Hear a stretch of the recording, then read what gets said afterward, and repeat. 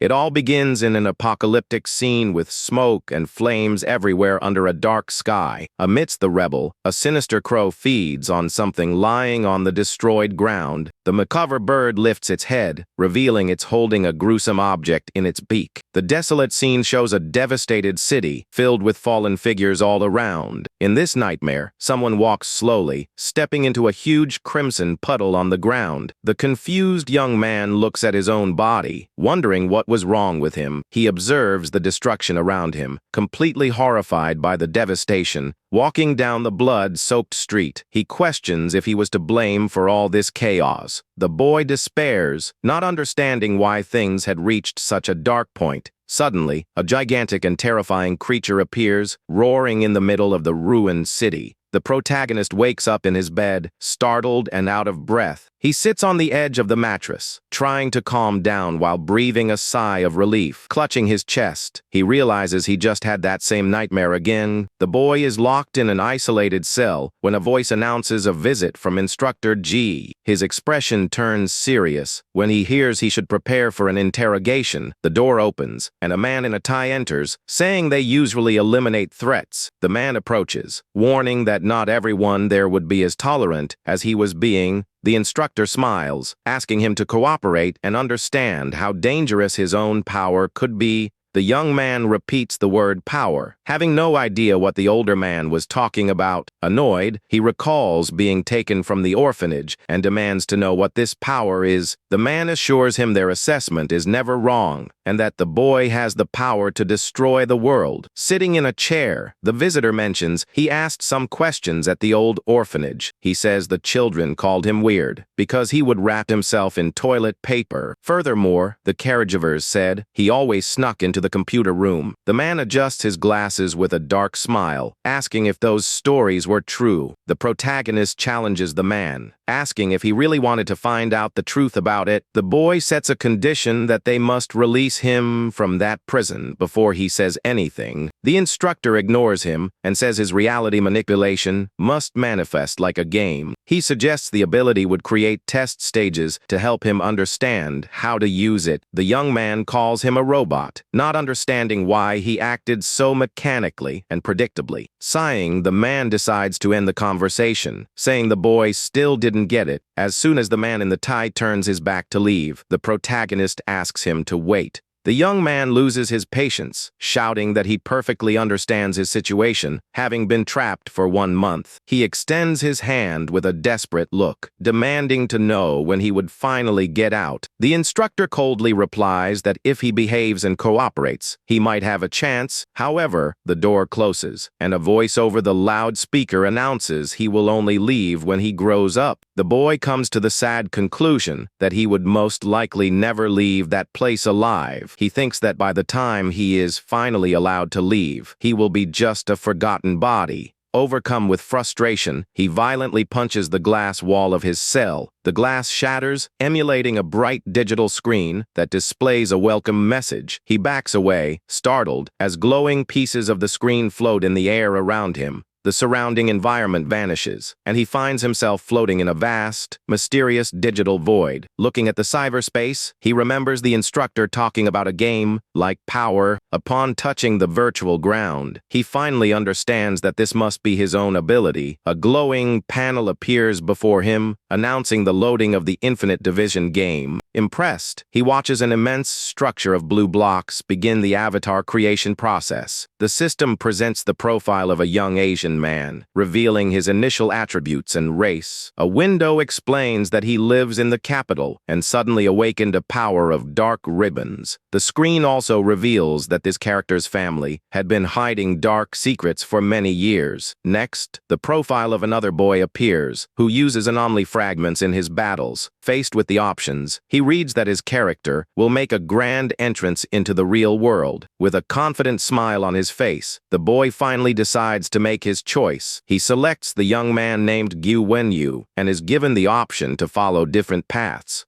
Without hesitation, he chooses the morally gray route to generate a unique cultivation system. The young man reflects that if the game's city is the same as reality, things will make sense. The young man plans to use this avatar to find out which organization actually took him. Acting from the shadows, between light and darkness, would give him a better chance to gather data. The system begins the countdown for his landing in the Dragon Country. Gu Wenyu slowly wakes up, leaning on a desk, wondering if that was sunlight. The school bell rings, and all the students cheer excitedly for summer vacation. The boy looks around at his surroundings in shock, still unable to believe what he's seeing. He quickly runs towards the window, urgently sliding the glass pane open. Looking at the landscape outside, the young man is completely paralyzed by the view. He realizes with a shock that he has actually managed to reach the outside world. The avatar takes a deep breath before the immense city, lit by the evening light. Still in awe, he can barely process that he has finally escaped that prison. Suddenly, he gets a huge scare when someone firmly grabs his shoulder. His best friend, Li Qingping, approaches, inviting the young man to his house. At that moment, the system starts loading memories, and the young man feels a sharp pain. A massive flow of background data and memories brutally invades his mind. Worried by the sudden reaction, Qingping asks if his friend was feeling okay. The loading finally finishes, and the protagonist breathes a sigh of relief, wiping away sweat. Playing it off,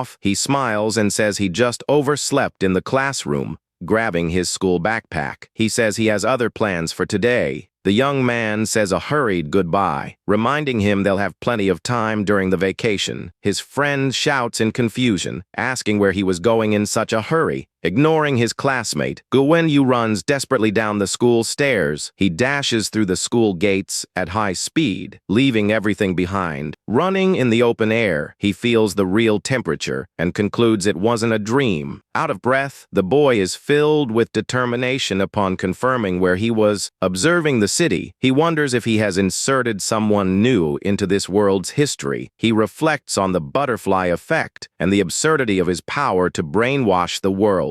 With a sarcastic smile on his face, the young man realizes the sheer madness of it all. Knowing this, he concludes that his original body would never leave the lab alive. Analyzing the installed memories, the young man decides to test this avatar's abilities. Without any fear, he simply throws himself backward off the building's rooftop. During the freefall, mysterious black ribbons begin to emanate from his wrist. His eyes glow an intense red, activating the dormant dark power. Countless dark strips swirl around his body, manifesting the new technique. The dark energy concentrates, serving as a support as he floats in the air. With a simple hand movement, the boy controls the tethers with ease. The dark energy merges with his arm, granting him the necessary strength to act. Agile and fast, he swings between the gigantic buildings of the vibrant metropolis. Firing his ribbons at the walls, he gains momentum, swinging through the streets. Down below, ordinary pedestrians are startled by the swift shadow crossing the skies. The confused couple tries to understand what flew by, thinking it was a flying saucer. Finding the situation amusing, the boy celebrates, thinking his new superpower is awesome. The young man jokes that the technique seemed like a great fusion of comic book heroes. Taking advantage of the high speed, he dives toward his main objective. Finally, the young man arrives at the old orphanage where it all truly began. Gu Wenyu stands on his black ribbons, observing the old Lijiang orphanage. He remembers how he used to admire the city from the attic, never setting foot in the outside world. The boy reflects on the past with a very serious and silent expression. Arriving at the residential complex, he finds it strange to call this place home. His false memories show that his new family has 4 close relatives. He recalls that his mother was taken by an organization of superpowered individuals. His father fell into a deep depression after that and hasn't come home in 2 years. Thus, the young man concludes he only needs to deal with his brother and younger sister. At that moment, the young man notices a glowing gear icon floating on the doorknob. He moves his hand closer, wondering if this was the system settings panel. Upon touching the icon, a digital screen expands, revealing a menu full of options. The protagonist quickly notices an alert indicating unaccepted missions. The door suddenly opens, revealing his older brother, who is anxiously waiting for him. Mission screens pop up, instructing him to uncover the hidden secrets of his new family.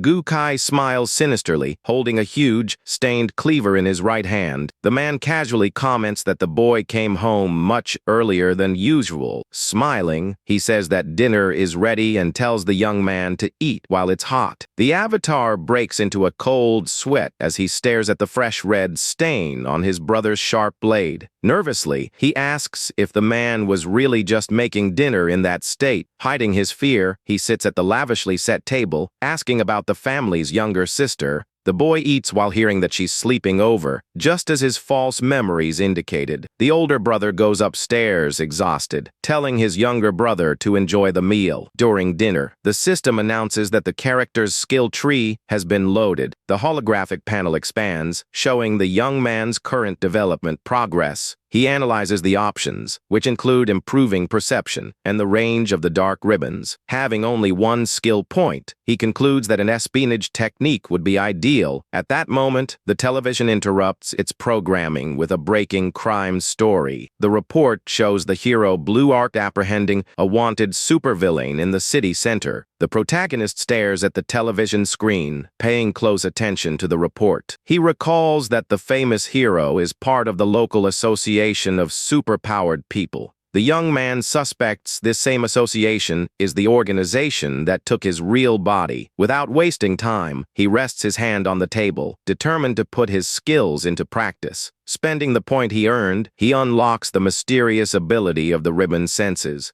The boy's mind expands, creating a detailed map of the entire surrounding environment. Fascinated, the young man realizes he can spy on any room in the house with just a thought. A large golden screen appears, notifying him of more rewards from the system. He discovers that by collecting division points, he can summon new characters into the world. The protagonist smiles, excited at the idea of controlling an army of avatars in the future. At that moment, the young man hears a radio communicator calling for the hero Blue Arc. Using his new senses, he tracks the voice from the device to his brother's room. The radio warns of a new, dangerous attack by the villain Green Wings in the main square. In his room, Gu Kai complains about the call while tending to a deep wound on his arm. The voice on the radio warns that the enemy has demanded his presence or will harm hostages every 10 minutes. The man sighs in frustration, removing his glasses while lamenting that this night would never end.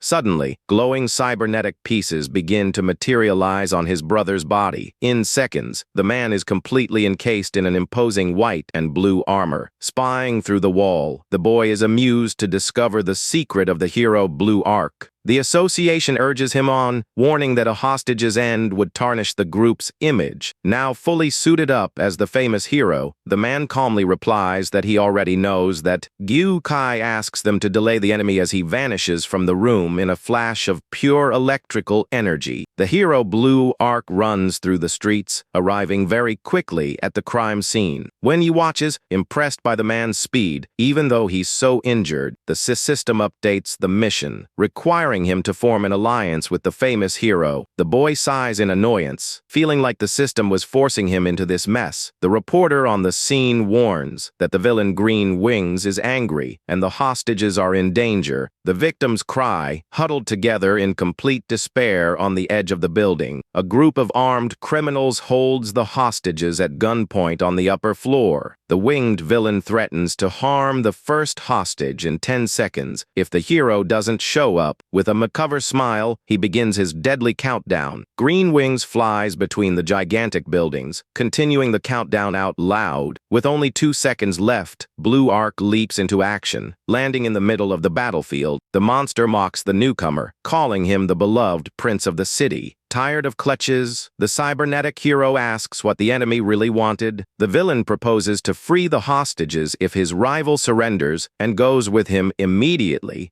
Blue Arc points a finger, preferring to rescue the victims first and then apprehend the monster. Green Wings reveals that the hostages and his hidden accomplices in the crowd are all rigged with devices. He warns that if the hero makes a move, everything will go off, challenging his rival's sense of justice. The armored warrior breaks into a cold sweat, knowing he couldn't disarm everything due to his injuries. A hostage screams in desperation, begging the famous Blue Arc not to surrender to the monster. Green Wings becomes enraged, turning his head and telling the woman to be quiet. One of of the henchmen violently yanks the victim by her blouse, startling the woman. With no patience left, the winged villain orders his henchmen to press the button and fire. The hero extends his hand, running in a panic and begging them to wait. The enemy looks at his henchmen, not understanding why they ignored his order. One of the shooter's rifles simply drops to the ground, without a single shot being fired. Mysterious dark ribbons choke the henchmen while the victims huddle together, terrified. Green wings and blue arcs stare at the scene, completely shocked and confused. All the armed criminals are lifted into the air by the macabre, dark tethers. The hostage looks up, not understanding who had just saved them. The young Wenyu appears, hanging upside down, dominating all the henchmen on the scene. He flashes a confident and mysterious smile, wearing a small mask over his face. The villain accuses the newcomer of being the hero's ally, but Blue Arc denies knowing him. Green Wings warns that he'll set everything off if the rookie doesn't back down immediately. The system reveals that the boy's exclusive abilities depend on alliances with supers. Reading a book on socialization, Wenyu reflects on the difficulty of making friends this way. The monster billows, threatening to level half the square with the explosions if he stays.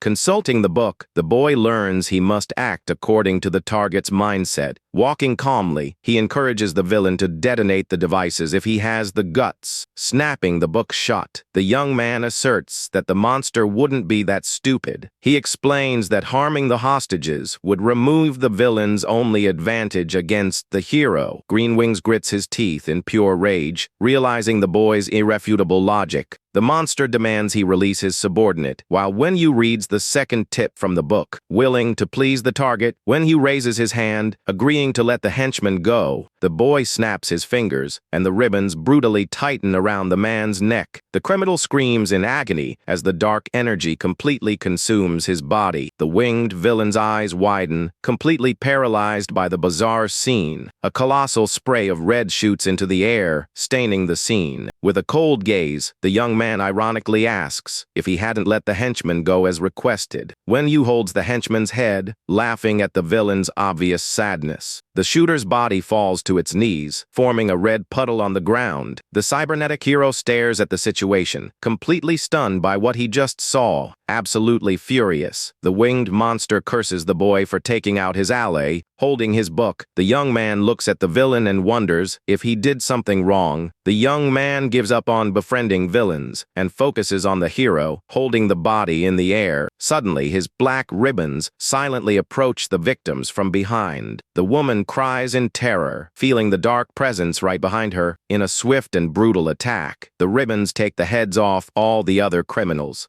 Wenyu thinks the victims would want revenge, feeling like a great ally of justice. However, the hostage clutches the child and lets out a deafening scream of pure terror. The system warns that peaceful methods are necessary to win over heroes. Sighing, the young man realizes the difficulty and considers putting the heads back on the bodies. Using the black tethers, he quickly reattaches the severed heads back in place. The boy smiles proudly, stating that now they looked good as new. The hostages stare at the crudely mended bodies, feeling even more revulsion and trauma. A new alert appears, indicating the imminent risk of the character going into a frenzy. Desperate, he tries to convince the woman that it was all just special effects. At that exact moment, the head of one of the shooters slips and falls off his neck. A geyser of red shoots up, drenching the poor woman's back. The hostage freezes completely, with tears in her eyes, in a state of deep shock. As the victim screams, the boy puts a hand to his face, frustrated by the increased risk. He laughs nervously, trying to explain that it was just a tragic accident. At that instant, a hand crackling with electricity lunges at the mysterious young man. Using his speed, Blue Arc corners him, demanding to know who he really was. Wenyu introduces himself as a neutral party who doesn't want to be defined as a hero or villain. Extending his hand, the boy assures him they will be great friends in the future. The vigilant ignores the offer and accuses him of having taken down those men in cold blood. The young man retorts, asking if the hero would have preferred the hostages to perish. The hero talks about legal punishment, while the rookie scoffs at his hollow speech about justice. Shrouded in his dark energy, Wenyu suggests they talk in private. Blue Arc responds by firing a devastating electric blast from his fingers. appears. The attack is easily absorbed by a black shield, as the boy puts some distance between them. Furious, the hero prepares an even larger electrical charge in his hands. Standing on the edge of the rooftop, the young man warns that the choice to talk was all the hero's. Then he simply lets himself fall backward, diving into the darkness of the night. Blue Arc walks to the edge, staring at the energy trail left by the mysterious young man. He opens his right hand, observing a small, pulsating black residue on his glove. The dark energy takes on a curious form, floating harmlessly above his fingers. Ignored Green Wing's shouts from above, demanding attention. The hero suggests he surrender, as the rest of his gang had already been captured. The villain is shocked to learn the association had surrounded the entire square without him noticing. Desperate, the monster claims the hostages were still his guarantee of escape. A blonde woman appears with her arms crossed, announcing that the hostages were safe with her. Coldly, the cybernetic hero tells his opponent to look at the situation more carefully. The monster turns and realizes his henchmen on the roof have also been defeated. Seeing he had lost all his cards, the villain curses his own luck. A minute later, streaks of blue lightning cut across the distant rooftops of the central square. Blue Arc lands firmly on the rooftop of an abandoned building. The warrior looks around and demands the mysterious masked figure to show himself. Appearing from above, the boy praises the hero's dedication for following him there. Wenyu descends hanging upside down and cordially greets his new target. Blue Arc stares at the boy and asks about his real background. The young man steps onto the ledge, revealing he doesn't have a code name yet. The boy holds up a newspaper, asking if the hero was curious about it. The old news article reports the terrible end of the famous hero's mother. With a serious look, the boy calls him by his real name, Gukai. Shocked, the warrior listens as the young man recounts the details of that tragic day. Wenyu shows false sympathy for the man's pain of having lost his mother. He deduces that the hero seeks prestige to climb the organization's ranks. The ultimate goal would be to enter the secret division to find the person responsible. Annoyed, the warrior clenches his fists, calling the whole story nonsense. The rookie then proposes an alliance to help him find the main culprit. Surrounded by ribbons, the young man promises a magnificent revenge against the organization. Smiling, he says the warrior will need to help him with a trivial matter. Blue Arc remains silent, wondering what the boy's request would be. The young man tears the newspaper, telling him to keep it a secret to avoid disaster. The vigilant demands to know how he discovered his true civilian identity. With a dark smile, the boy claims the reason is quite simple. Pointing to his eyes, he claims he can see the real face behind the masks. Blue Arc gets angry at the mockery, releasing a huge amount of lightning. The warrior advances menacingly, doubting he couldn't defeat the rookie. With extreme agility, the boy uses his ribbons to dodge the electric punch. Floating far away, the young man tells the hero to take care of his serious injuries first. Joking about the situation, the mysterious youth says goodbye and vanishes into the night. Blue lightning tears through the sky, revealing the powerful vigilante's immense fury. The hero remains motionless on the roof as a heavy rain begins to fall. The warrior's cybernetic hand trembles as a lot of red drips onto the ground. A while later, the storm hits the Gu family's residential complex. With his clothes soaked, Wenyu jumps through the window and stealthily enters the room. He notices that his injured brother has not yet returned from his dangerous heroic mission. The system announces that the cooperative relationship with the hero is incomplete. Tossing his mask aside, the boy concludes that the hero is still very suspicious of him. Despite this, he celebrates earning valuable points in the first phase. Sitting on the bed, the young man accesses the system, eager for his future codename. The screen displays his attributes, all at sea level, and 1 free point to spend. Reading the explanations, he realizes he can improve his body or his mind. The boy decides to invest in agility to avoid quick deaths in combat. Without wasting time, the young man upgrades his speed from C to C+.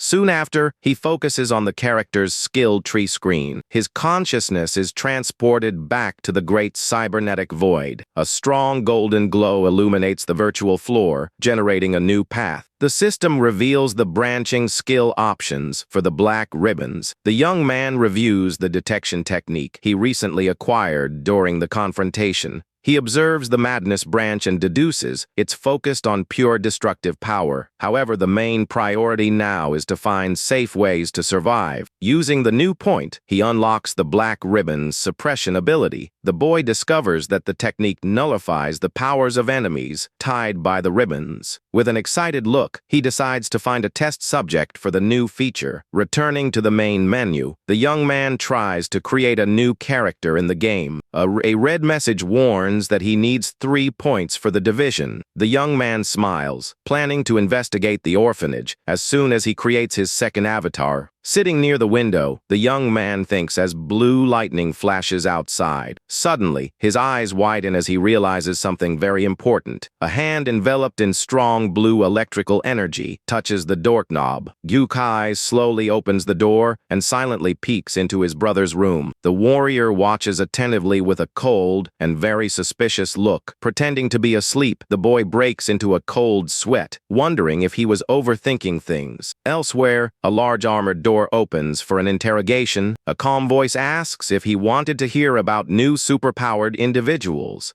Instructor Ji Minghuan appears, smiling enigmatically. The boy's original body remains lying on the bed in his isolated cell. He turns calmly with a friendly smile on his face. The young man sits up in bed, stretches, and wishes his old acquaintance a good night. The visitor notices the young man's energy and decides to get straight to the point. With a sharp gaze, the instructor asks how he knew it was already night. The young man plays it off, saying the man always tends to disturb his sleep. Laughing, the researcher apologizes, stating he just wanted to clear up a doubt. He shows a photo of the new masked figure, wanting to know if the boy knew him. The man stares at the prisoner and asks directly if that was him. Looking at the image of his avatar, the boy plays completely dumb. The young man scoffs, calling the masked figure ugly and asks for his name. The researcher reveals that the world outside has nicknamed him the Black Pupa. Adjusting his glasses, the man confesses that he was reminded of the boy when he saw the photo. Keeping up the act, the young man asks the instructor to stop with the insults. The man ignores the joke and recalls his strange past at the old orphanage. Tired, the young man insists he was just a child and demands to know why he was imprisoned. With a completely dark expression, the instructor finally reveals the reason. The researcher says that a terrible prophecy was made about the prisoner.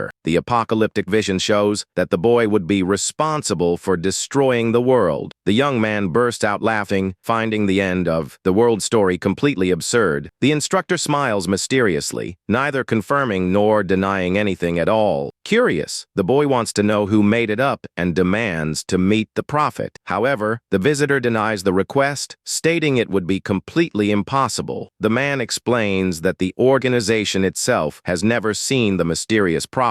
He points out that the seer gets all major predictions right without ever revealing himself. The prisoner notices the man's seriousness and concludes that he wasn't lying. Changing the subject, the older man announces that Kong Yuling will visit him soon. The boy kneels on the bed, completely surprised and excited by the news. The researcher leaves, leaving the young man alone to enjoy the visit. Looking up, the young man reflects that it had been a long time since he'd seen his friend. A short time later, mysterious glowing pixels begin to appear on the wall. The digital energy quickly takes the form of a girl with long hair. The prisoner smiles as the young woman finally materializes completely. Looking at his friend, the boy recalls the past with a very nostalgic expression. He remembers meeting the mysterious girl 3 years ago at the old orphanage. Back then, rumors said the new orphan was completely deaf and mute. The girl carried a sketchbook, and the other children thought she was bizarre. However, the boy realized she only used the sketchbook to avoid bothering others.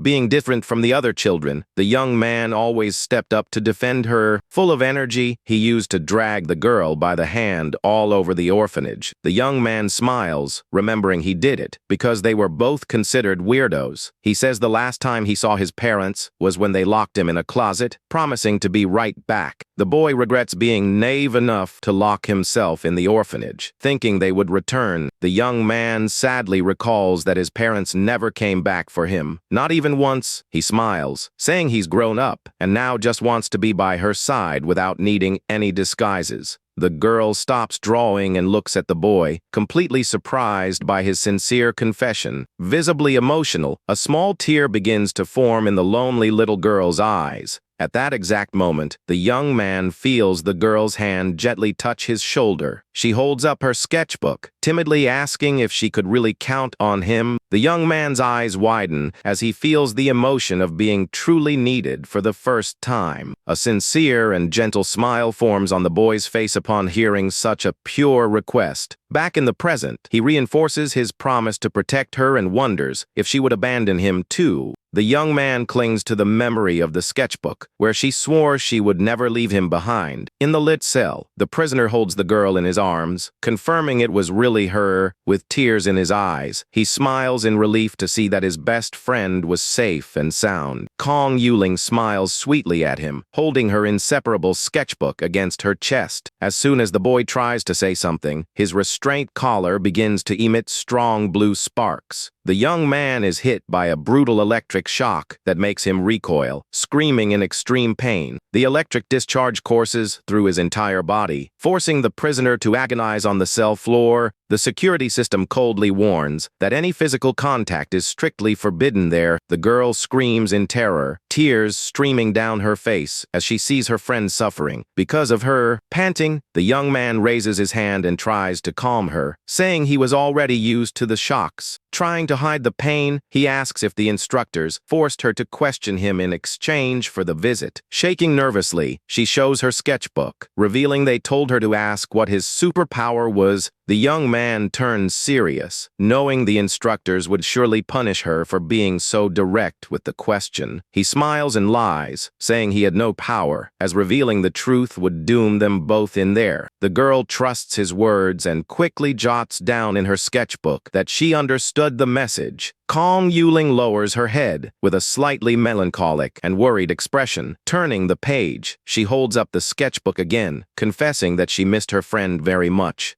The prisoner sighs with a gentle and comforting smile upon reading such a caring message. At that exact instant, the suited instructor interrupts, announcing that visiting time is over. The man smiles cynically, assuring him that the girl would remain unharmed if he started behaving. With hatred in his eyes, the young man accuses the organization of having very flexible morals for imprisoning a child. The researcher sits down calmly, noting that the boy was very good at hiding the complex mind he possessed. Ignoring the taunt, the young man decides to ask the researcher one last important question. The young man questions the real reason he was still alive. Knowing they feared the end of the world so much, with his glasses glinting, Instructor Jie asks in a challenging tone if he wanted the truth. The protagonist stares at him with narrowed eyes and tells the man to spill everything without beating around the bush. The man explains that taking him out would awaken an uncontrollable power, so they just kept him locked up, lying on the bed. The boy laughs in relief, now assured that the organization would never harm him there. The instructor lets out a muffled laugh with a piercing gaze from behind the thick lenses of his glasses. Satisfied with the interrogation, he turns his back and leaves, advising the prisoner to get some rest.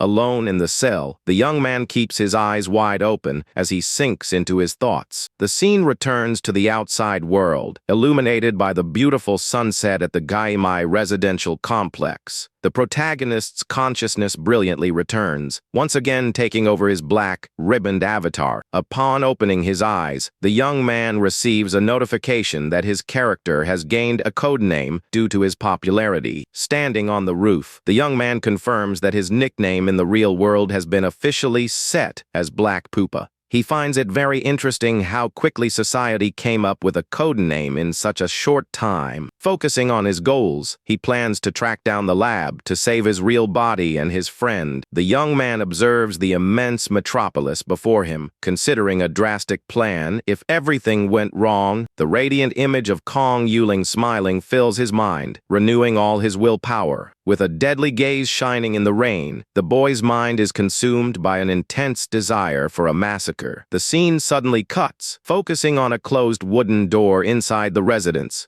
The boy gets startled and his eyes widen as he realizes someone just came home. The bedroom door opens, revealing the dark silhouette of a girl holding a racket. The mysterious newcomer carefully observes the bed where the young man appears to be sleeping. Hiding under the covers, the young man breaks into a cold sweat, relieved to have reacted quickly enough. Wearing bunny slippers, the intruder takes silent steps into the dark room. His younger sister, named Suzaimai, raises the racket furiously, ready to attack him in bed. Confused, he receives a new mission from the system, telling him to investigate the girl's secrets. Without the slightest hesitation, the girl strikes the bed with an incredibly violent blow. However, her eyes widen instantly as she realizes something was very wrong. The young man jumps up desperately, asking her to calm down and what she was trying to do. Furious, the sister shouts, calling the boy lazy for waking up so late. The young man reflects on the false memories, recalling that his angry sister is 16 years old. Sighing, he remembers that her different last name comes from an old family tradition. The girl turns her head, crossing her arms and stating she won't waste any more time on him. Watching his sister act that way, the boy is completely confused by the situation. At that moment, the TV news reports the emergence of a new superpowered individual in the city. Coming down the stairs, the young man watches his sister, who is very focused on the report. The young man walks calmly towards the fridge as the news continues to play. The television shows the silhouette of his avatar, confirming his nickname, Black Poopa, to the world. Holding a can, he's surprised to discover that heroes have a ranking system. Looking at his sister on the couch, he decides to test his new ability on her before his brother returns. The young man discreetly activates the dark technique, preparing to extract information from the target. A dark ribbon silently approaches from behind the girl, who is distracted by her phone. The young woman remains focused on the small screen, unaware of the imminent deadly danger lurking right behind her. Carefully, the dark tether touches a single strand of the girl's long, greenish hair. Suddenly, the young woman's eyes glow a violet hue as she senses the threat's presence. The protagonist's eyes widen in complete shock at her quick, instinctive reaction. The girl snaps her head around, shooting her older brother a deadly, furious glare. Sweating profusely, the boy smiles amicably, offering her a can of soda as a distraction. Taking the drink, she wonders to herself if that sense of danger was just an illusion. Drinking the soda, the young man laments that the investigation mission was still not complete. He speculates that he needs to see the girl's powers with his own eyes to finish the objective. The system screen reveals her attributes, confirming her secret identity as an exorcist. The young man recalls that the world has 3 major races of individuals with superhuman powers. With this revelation, he finally concludes that the 3rd secret race is the feared exorcists.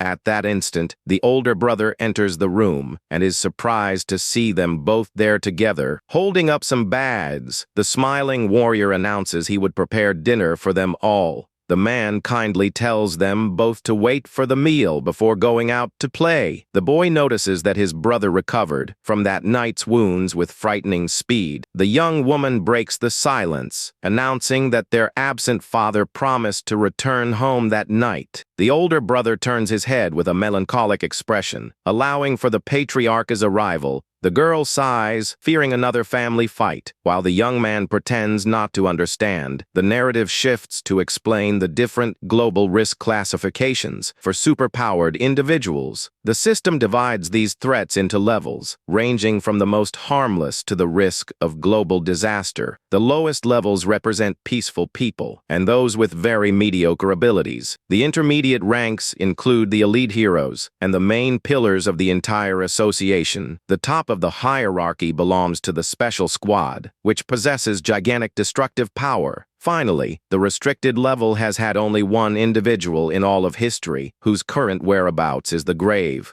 The young man reflects that the only restricted level individual in history is already gone and couldn't be him. He concludes that his living conditions, trapped in that lab, are very similar to being gone. The boy deduces that the lab researchers belong to the Association of Superpowered People. With an enigmatic smile, the young man begins to formulate a new plan in his brilliant mind. He decides to find a way to drag his fake family into fighting alongside him. The young man is sure it it will be easy to manipulate them, using his fake identity as their brother. Looking at the photo of his deceased mother, he remembers that everyone there hates the rival organization. The young man realizes that the combined combat strength of that family should not be underestimated. He remembers his older brother calling him affectionately in the past. The warrior holds a huge cleaver and asks if his younger brother stayed home all night. The younger sister hugs her stuffed animal suspiciously and states that he is acting very strangely. The protagonist's eyes widen, breaking into a cold sweat as he senses his siblings' strong suspicion, trying to hide his nervousness. He lies, saying he fell asleep right after the hearty dinner. The older brother continues to question him, asking if he heard any noise from a burglar in the house. The young man quickly denies it, while his brother tells him to forget it, pretending it's not important. The young exorcist stares at him up close, making the boy even more uncomfortable with her gaze. She suspiciously comments that he used to be very quiet and always stayed locked in his room. The boy asks if he should leave, while the young woman once again scolds him for oversleeping. The vigilante defends him, saying not to follow the bad example of their absent father, who ignores the family. Cutting the meat, the warrior wistfully laments the time when their mother was still alive. The young man drinks his soda, deciding to speak less to avoid exposing his complete lack of empathy. Someone knocks on the door, and the younger sister quickly walks over to answer the unexpected visit. The young woman opens the door a crack, and her eyes widen in complete surprise at who was standing there. She tells her older brother that their absent father had finally returned home. The warrior stops cutting the meat and remains in a tense and somber silence. The protagonist watches everyone's dramatic reaction with a cold and extremely calculating gaze. The patriarch's dark figure waits outside in the intense night storm. The system issues an alert, ordering the boy to investigate the man's great secrets. The young man stares at the gray-haired man, recognizing him as the patriarch of his new family. The experienced gentleman enters the residence, slowly passing by his youngest son without a word. Noticing the strong tension from his siblings, the boy takes advantage of the distraction to activate his black ribbon. The dark energy stealthily approaches the back of the patriarch, who was walking in silence. The experienced man senses the suspicious approach and turns his head with a frightening look. A gigantic purple spirit snake manifests threateningly right behind the experienced gentleman. The father brutally grabs his youngest son's wrist, startling the boy with his absurd strength. Despite the huge scare, the system announces that the physical contact had perfectly activated the data scan. The vigilante intervenes, placing a hand on the patriarch's shoulder and demanding to know what he was doing there. Feigning total innocence, the youngest son smiles, saying he was just trying to brush some dust off his clothes. The gray-haired man analyzes his son's expression with an extremely cold and suspicious gaze.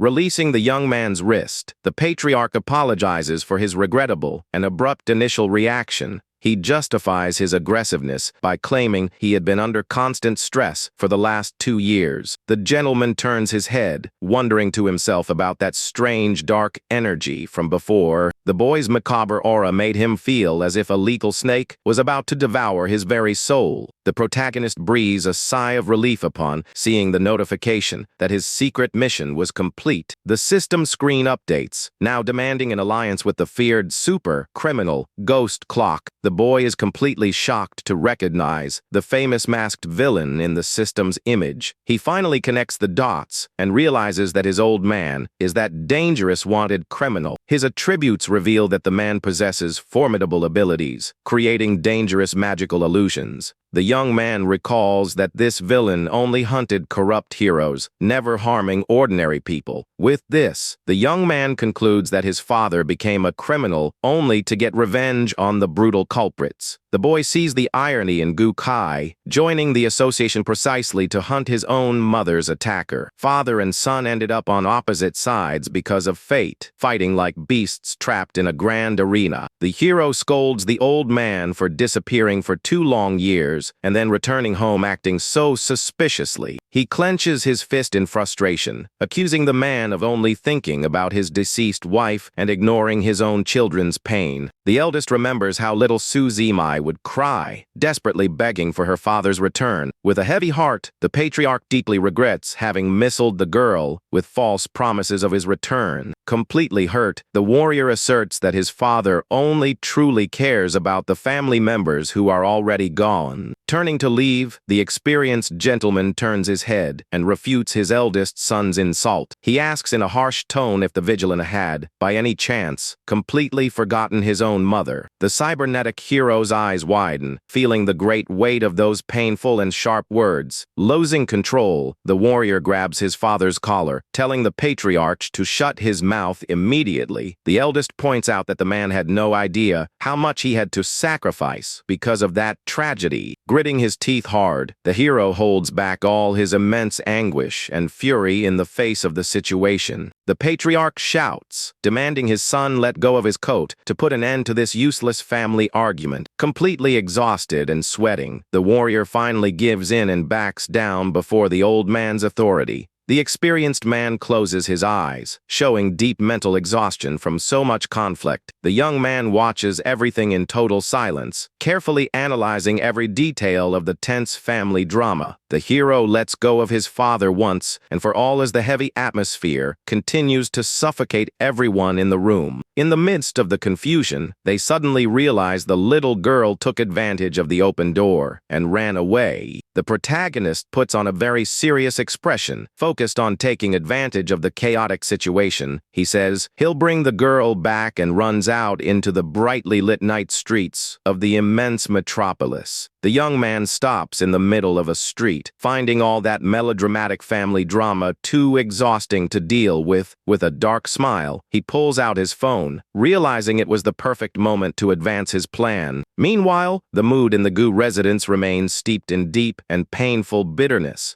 The hero receives an unexpected anonymous message asking if he wasn't yet suspicious of his own father. The warrior's eyes widen as he reads the device's screen, wondering who could be sending this. He asks for the intruder's identity and quickly receives the frightening confirmation that it was Black Pupa. Holding the phone, the vigilante becomes completely tense as he remembers the mysterious and deadly masked figure. Near a vending machine, the boy knows that any trace would point directly to their house. Smiling, he sends another message, promising to tell the whole truth if the warrior decides to cooperate with him. Completely suspicious, the older brother swallows his pride and decides to ask the masked figure one last question. The boy spits out all the soda he was drinking upon reading the hero asking if he was actually his father. Wiping his face, the young man is indignant for treating the warrior so well only to be mistaken for an old man. The cybernetic vigilante ignores the ridiculousness of the situation and gets straight to the point, asking what the villain wanted. The protagonist stares at the device's screen, his bright red eyes focused on the next big step. He types that it's a secret and says that he would have already destroyed the entire family if he wanted to be a real enemy. The hero agrees to a temporary truce, and the boy tosses the can in the trash, celebrating his huge victory. The system finally confirms the alliance with Blue Ark and releases valuable points for creating the new avatar. The young Su Zaimai suddenly appears behind him, curiously asking what was a success. The young man is startled by the ghost-like appearance and tries to play it off by calling the girl back home. The girl rolls her eyes, pouting, and shows no interest in returning to the residence. Walking through the illuminated square, she comments that her brother has changed a lot and that she'd rather not go back to the conflicts.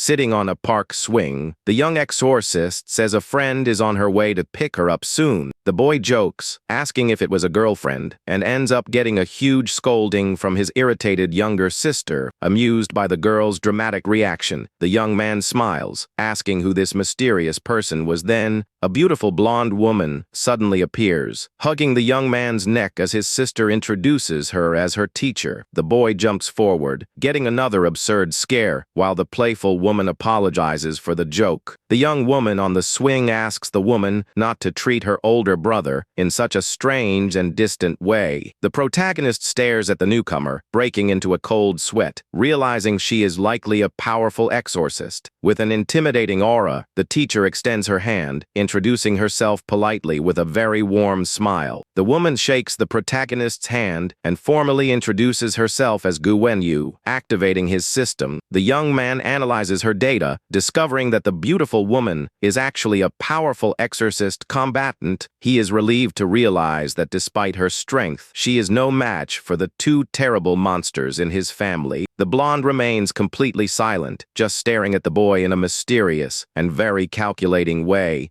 The protagonist decides to leave, leaving his younger sister shocked and indignant at his sudden escape. Walking away, the young man checks his missions and concludes that he'll need to investigate the girl more thoroughly. He notes that he failed the mission to discover his sister's identity and plans to follow her secretly later. As the boy walks away, the mysterious woman watches his back, intrigued by their handshake. The young Su Zimai notices her teacher's distraction and curiously asks what was wrong with her. The blonde replies very seriously that the girl's older brother seemed to be someone quite unusual. The girl's big yellow eyes widen, completely confused by the woman's strange statement. An intense and sinister energy begins to emanate from the teacher as she reflects on the intriguing young man. A bizarre demon with a projector for a head appears in the air, and she says they'll find out the truth by testing him. Another terrible demon in the form of a frightening train appears, roaring and letting off steam in the middle of the square. The instructor smiles again and invites her lovely student to embark on the journey alongside the creatures. She realizes from the girl's innocent reaction that she has no idea her own brother is an esper. With a sharp look, the blonde decides to drop the subject and not meddle in the family's secrets. The woman calmly lights a cigarette and invites the girl to spend the entire summer vacation with her.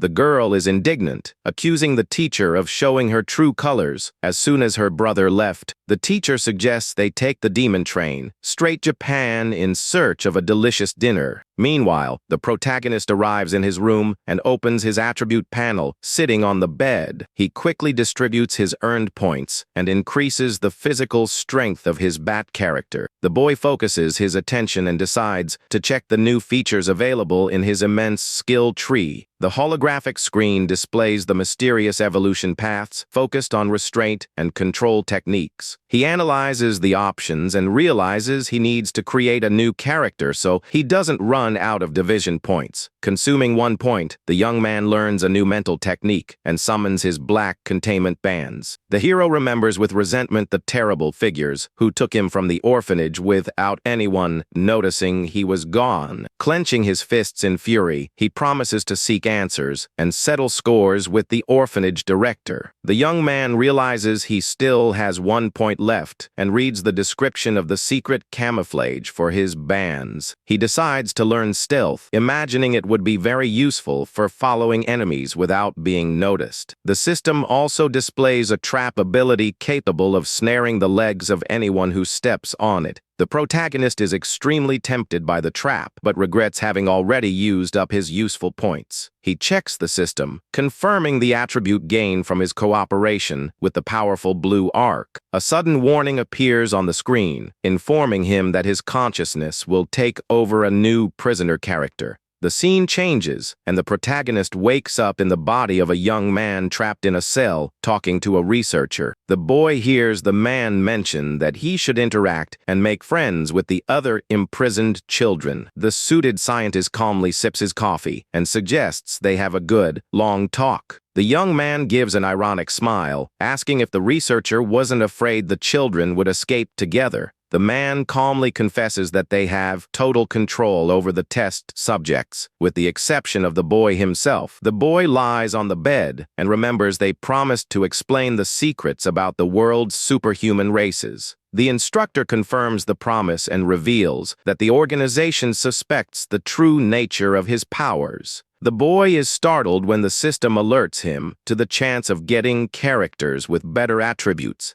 The holographic window displays the current progress of information development on the great powers. The young man celebrates mentally, realizing that waiting to create the character had been a great decision. He decides to extract as much information as possible from the instructor and asks directly where they should start. The boy tries to continue speaking but freezes instantly, feeling something terrible hit his body. He curls up violently, grabbing his own neck as an overwhelming agony takes over. The young man suffers desperately, feeling his head ache as if a huge nail were piercing his skull. The system warns him that the simultaneous mental division has pushed his own consciousness to the extreme limit of pain. Sweating and panting, the protagonist smiles in relief. Noticing the caller didn't detect his powers, the researcher finds it strange, and the boy plays off his discomfort, asking to hear about the anomaly in voice first. The man with glasses calmly agrees to the boy's request and decides to begin his long and detailed explanation. He swirls his thermos and begins to tell the story of a very ancient whale that hid a secret. The boy gets annoyed with the childish story tone, and the researcher agrees to adopt a much more serious demeanor. The man reveals that the envoys usually hide inside the belly of a large whale called Chikazino. The immense mystical creature floats majestically through the sky, housing an incredibly vast world inside it. The interior of the gigantic whale houses majestic cities and palaces, where the royal family of the envoys resides. The boy interrupts him, saying he doesn't care about the whale and demands to know the group's real abilities. The researcher explains that they awaken a compendium capable of locating dangerous, secret domains of anomalies. These warriors must conquer these rifts to absorb fragments of power and fight using that energy. Still not quite understanding, the protagonist asks what the real use of these anomaly pieces would be. The man creates a shining crystal and details that these fragments have 4 different levels of magical power. He reveals that the extremely rare mythical level fragments carry the powerful and feared power of ancient gods. Listening intently, the young man quickly questions him about the famous era level fragments. The suited man reveals that spoken legends become anomalies and currently form the main force of these envoys. He gives a grim warning that an envoy with mythical power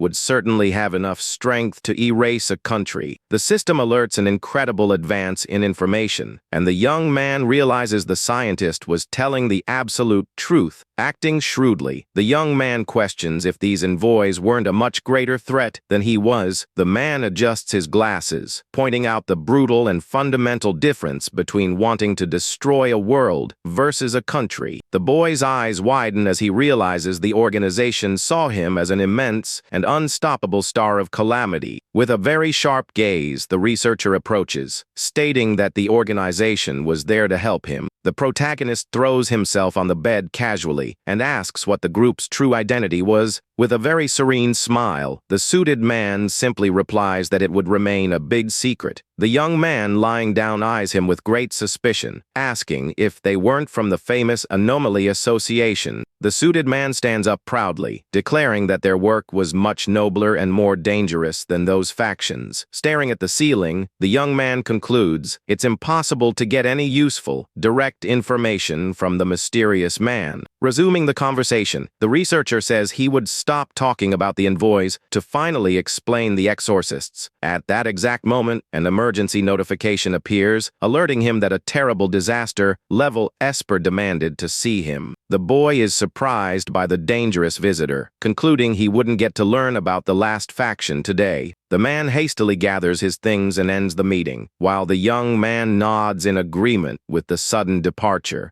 Now finally alone in the cell, the prisoner smiles with satisfaction, saying his preparations were complete. He closes his eyes in relief, knowing that this precious information would yield a new and powerful character to use. The protagonist spends his points in the system and summons a mysterious holographic die to start his quick draw. He swiftly hits the floating object, and the number 6 is quickly chosen for his new profile creation. The system congratulates him on the excellent score, unlocking an additional choice for the new and powerful entity. Holographic panels appear, asking him to choose one of 3 candidates to take control in the real world. The first option reveals a young geisha and powerful Esper with average attributes who sought revenge against the Yakuza. The young man dismisses the girl immediately, fearing he would go through extremely bizarre situations controlling a female body. The second profile shows a suited anomaly envoy, but the protagonist dislikes his extremely low attributes. The young man is surprised when a sudden and alarming red warning starts flashing incessantly in his vision. The system begins to display dangerous error messages that illuminate the entire dark scene with an intense glow. The panel warns that the current extreme division mode would cause his mind to severely collapse. If he controlled another body, he fearlessly closes his eyes, claiming he needed to endure that mental load if he wanted to escape and get revenge. The protagonist faces the system's warnings with bright, determined eyes completely focused on his goal. With an impressive aura, he remains unshaken in the middle of that immense and mysterious virtual system space. The boy completely ignores the threats and extends his hand, hoping the third candidate has great attributes. He is shocked to read the indication of a rare character from a race he had no knowledge of yet. A strong pillar of light illuminates the environment, revealing the formation of his new avatar through holographic blocks. The system reveals a skilled teenage exorcist with reasonable attributes, who already had a dangerous demon sealed away. The protagonist steps back in surprise as a mysterious flaming scroll materializes. Floating right beside him, the young man reads the strange flaming scroll, wondering in surprise if it was a contract with a demon. The system confirms the choice of the third character, and the contract burns away completely in his hand. The boy chooses the Wild Hunt mission, simply because he found the name of the other option too discouraging. The artificial intelligence generates the growth path, creating a reasonable existence for the avatar in the real world. The interface begins the countdown, announcing that the new combatant will make his debut in the capital of Japan. The beautiful city of Tokyo awakens to a bright morning as the system's countdown finally reaches 0. The new character wears a sweatshirt and stares at the huge red tower, confirming he was indeed in Tokyo. The holographic screen announces that the new memories will be inserted into his mind in a few seconds. The young man holds his head, groaning as he feels the same familiar pain invading his consciousness. He discovers that the new body belongs to Xia Pingzhou, an exorcist who retired after a great tragedy. The memories show that the young man's family was taken by a villain, making revenge his only goal. Pingzhou investigated the culprit and set up a meeting on the dark web with the dangerous White Crow Brigade gang. The protagonist gives an ironic, frustrated smile for getting another character consumed by deep hatred. He analyzes the memories and discovers that his current source of power comes directly from 4 chess pieces. The huge holographic pieces appear, and the young man realizes he can summon them to obey his commands. The system details that the exorcist's unique weapon merges with the demon after signing the dark contract.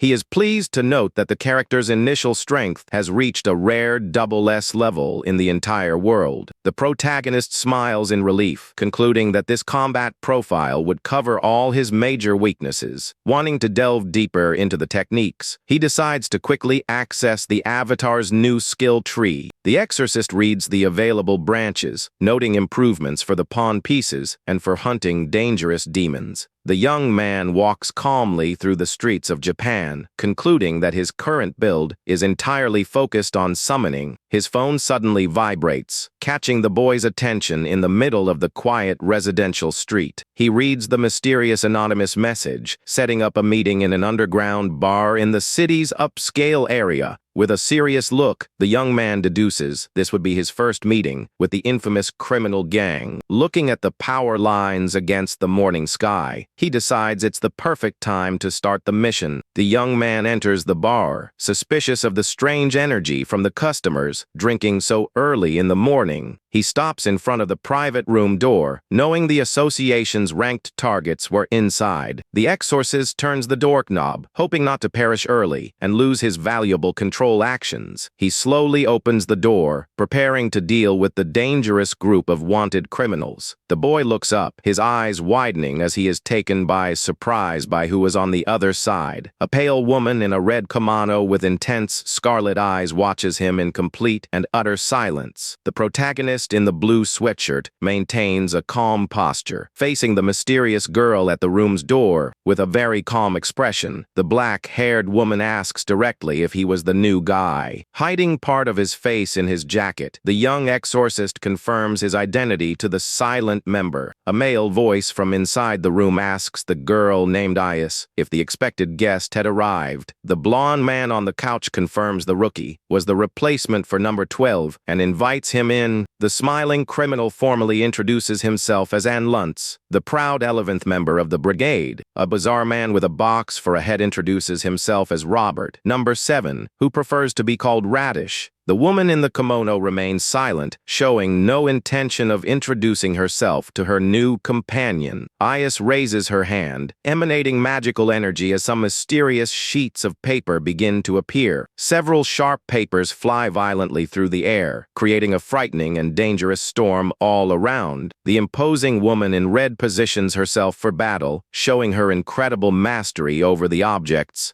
The protagonist understands her power and finally announces his name as the newest member of the squad. The confident blonde man says it was time for them to leave the luxurious establishment. He throws his cards on the glass table, announcing they had a small task to handle on the way. And Luntz explains with a smile that the commander ordered the takedown of all the bar's customers before their escape. Maintaining his coolness, the young exorcist asks if eliminating those people was his initiation test. The blonde man denies it as a robot shaped like a slot machine appears, floating menacingly right behind him. The young man in the sweatshirt analyzes the mysterious summon, curious to discover the machine's true effect. The suited man pulls the machine's lever, asking for calm to try and save everyone some effort in this attack. The slot machine spins rapidly and stops, aligning 3 red missile symbols on its bright screen. The suited man shows a small, smug smile, realizing he got a rather flashy result. The man with the box head calls for the new guy to leave as the door behind them begins to glow intensely. The protagonist notices the mysterious glow and immediately deduces it's a teleportation power. The woman in the kimono tells the new guy to hurry up or he'd be swept away by the imminent and destructive blast. The blonde man puts an arm around the young man's neck from outside, promising to take him somewhere much more fun. The exorcist feigns confusion, questioning if they weren't going to take down all the dangerous customers in that bar. With a very sarcastic smile, the criminal asks what exactly the boy was talking about. The gang moves away from the glowing door as the blonde man coldly replies that they were all already gone. Inside the bar, the bizarre floating machine finishes its process and begins its devastating attack. The robot structure glows incandescently, accumulating overwhelming energy in its small body. The machine's gears shatter completely as the violent energy expands uncontrollably. A colossal missile appears in the middle of the explosion, destroying everything around with incalculable, destructive force. The young man watches the immense, destructive light from a distance and finally understands the true nature of that power. He concludes with admiration that An Luntz's ability could summon weapons to annihilate the entire bar. The young exorcist coldly deduces that the colossal explosion even wiped out the nearby residential area. Maintaining a serene and very calculating expression, the boy asks the villains what the next step would be. The group arrives in front of an abandoned commercial building, and the young man questions why they went there. The smiling blonde man introduces the structure as an old office building located in the Minato district. He says the company was shut down by government order after 2 employees passed away from exhaustion due to overwork. The boy feels a strong corporate slave aura and suspects a work demon was born in that place. The blonde man confirms his suspicions, pointing to a bizarre and disgusting anomaly floating on the building's lobby ceiling. The protagonist raises his gaze, slightly surprised as he faces the monstrous and distorted figure hovering above them. The suited man announces that the 3 of them will just watch while the exorcist faces the demon to be evaluated. He holds up 2 fingers, warning that if the majority doesn't approve of his performance, the rookie will be brutally rejected.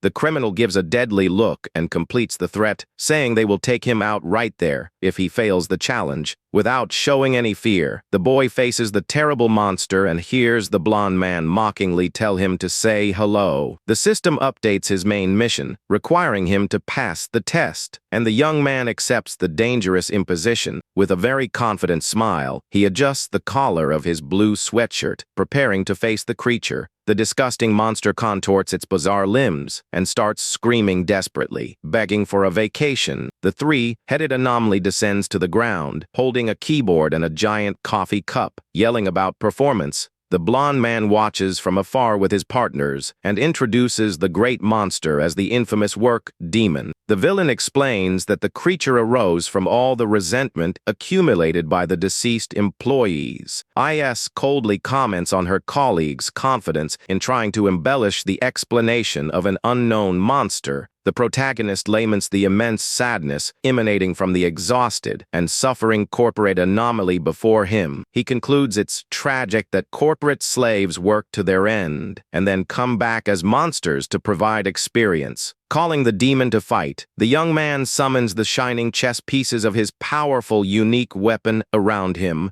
The beast violently attacks the exorcist, demanding a pay raise as it smashes the keyboard against the ground. The boy calmly dodges and holds the glowing king piece in his hand, remembering how to use it in combat. The immense corporate monster roars about performance and prepares to deliver a new, crushing blow with the keyboard. The blow hits the ground with absurd force, kicking up debris and creating a huge cloud of dust and destruction. The terrible anomaly screams about overtime, believing it has pulverized the small human with its powerful attack. The exorcist reemerges unscathed from the dust, leaning casually on the remains of the furious monster's destroyed keyboard. The system explains that the king piece grants the boy absolute immunity to any physical or mental damage in battle. Watching from a distance, the blonde man is impressed by the bizarre divine weapon and praises the rookie's defensive capabilities. IS watches the battle intently, admitting in a very monotone voice that she had never seen a power like that. The man with the radio head agrees on its peculiarity and understands why the commander was so interested in him. Completely out of control, the demon repeatedly screams about overtime, enraged by the boy's resistance. The creature unleashes a flurry of brutal, high-speed blows, trying to crush the exorcist at all costs. The protagonist remains standing in the center of the crater, smiling and saying that all those efforts were rude and useless. The blonde man is impressed by the flying piece and admits the rookie's defensive ability wasn't half bad. The corporate monster bellows for overtime, facing the majestic and unshakable figure of the Shining King. Screaming for a promotion, the demon leaps, delivering a new blow with its giant coffee cup. The gigantic mug hits the king's protective aura and is instantly repelled by the mysterious defensive force. The protagonist jumps to the side, aware that he needed to protect his main piece to avoid being left defenseless. Sliding through the air, he quickly summons the pawn, materializing a soldier armed with a long sword of light. An imposing dark knight with long red hair and a threatening aura appears in the middle of the dark room. The corporate demon attacks the new opponent, repeatedly screaming for more exhausting work hours. The agile soldier blocks the monster's heavy attack, withstanding the strong impact without retreating an inch. Completely enraged, the monster faces the pawn and continues its thunderous screams for more work. The violent exchange of blows between the two anomalies destroys the floor, scattering debris throughout the lobby. The protagonist watches the fight, satisfied, calculating the immense tactical value his pawns would have in the future. Taking advantage of the enemy's distraction, the young man retreats and summons his powerful rook in the form of a floating cannon. The immense weapon fires a devastating beam of light, illuminating the entire area with its destructive power. The demon realizes it too late and ends up being completely engulfed by the violent torrent of scorching energy. The exorcist lands calmly on the ground as the energy blast consumes the corporate anomaly. Badly injured and smoldering, the monster stumbles back, groaning in pain after the surprise attack. The boy smirks, announcing he was almost done playing with the exhausted creature. He materializes his agile and deadly queen, revealing an imposing warrior wielding two sharp daggers. The powerful woman leaps towards the ceiling at an impressive speed, preparing a devastating attack. Ignoring the new target, the overtime monster punches the air furiously, seeking revenge for its performance. The swift queen dodges the anomaly's heavy punch and dives, spinning her blades against the enemy's arm. The creature raises its head in shock, realizing its gigantic arm had been completely severed. Without letting up, the majestic warrior continues her swift and acrobatic advance towards the injured opponent. With precise movements, she slices through the immense anomaly amidst screams of pain, and the system confirms the monster's elimination. The creature's severed head flies through the air, muttering its last, melancholic words about performance. The boy sighs, confused by the queen's killer profile, wondering if his power was defective. Recalling the rules of chess, he puts his doubts aside for later and asks if he qualified for the brigade. The blonde man smiles excitedly and agrees to vote in favor of the rookie, finding his strange power very amusing. The radio-headed man acknowledges the boy's potential but points out his initial weakness, stating he would soon perish. He shrugs and abstains from voting, irritating the suited man with his sudden and typical indecisiveness. The blonde man narrows his eyes with a sadistic smile and asks if they should just take him out then. The cyborg agrees that the commander's order was to end him if they weren't satisfied with his abilities. The boy starts to sweat, sensing the real danger and mentally questioning if these lunatics were serious. IS sighs and tells the two to stop scaring the rookie, officially welcoming him into the dangerous brigade. The pale woman in red approaches and takes something from her clothes, announcing it was a gift from the leader himself. The young exorcist relaxes slightly and asks in confusion what this gift from the commander was. The woman confirms the gift and throws a piece of paper towards the newest member of the anomaly gang. The paper transforms into a mysterious black crow that lands and caws on the surprised protagonist's shoulder. IA shows the mark on her own shoulder and asks the boy to choose any part of his body to receive the brigade's emblem. The magical crow hops onto the boy's hand as he suggests the back of his hand as the perfect spot for the mark. The mystical bird dissolves into flames on the young man's skin, and he feels his body burn with the new tattoo. The blonde criminal congratulates the 12th member, warning him to be careful with the other's tempers. The exorcist agrees as the system confirms the mission's success and reveals the details of his next task. Reading the instructions, he is relieved to see that the upcoming auction heist would be easy with this gang. The blonde man checks his watch and suggests they go eat and then split up until the other members arrive in Tokyo. The young woman in the red kimono and the radio-headed man agree and reveal they left a portal to a ramen shop. The suited man gets the rookie's attention, questioning why he was just standing there, staring at the others from a distance. The boy replies indifferently, telling them to go on, and the gang finally proceeds down the building's corridors. With a determined look, the young man reads the new system alert, focusing on the exclusive evolution of his newest character. The system displays a new rule, granting rewards after he takes out enough anomalies and superhuman gods. The boy finds the mission quite simple, as he just needs to follow this dangerous gang of criminals around the world. He checks his personal attribute panel, noting that his current physical strength is rather average. As a summoner, the young man decides to focus his valuable attributes only on his speed and spirit. After increasing his spiritual power, the exorcist hears sudden and mysterious footsteps, echoing right behind him. All four dangerous members of the squad turn around simultaneously, surprised by the unexpected noise. A new figure enters the room, announcing she came to check the place after detecting strong fluctuations from a demon. The blonde woman with glasses and a hat smiles upon realizing that someone had already eliminated the dangerous anomaly for them. The radio-headed man whispers to his companion, questioning if these two strangers were also exorcists.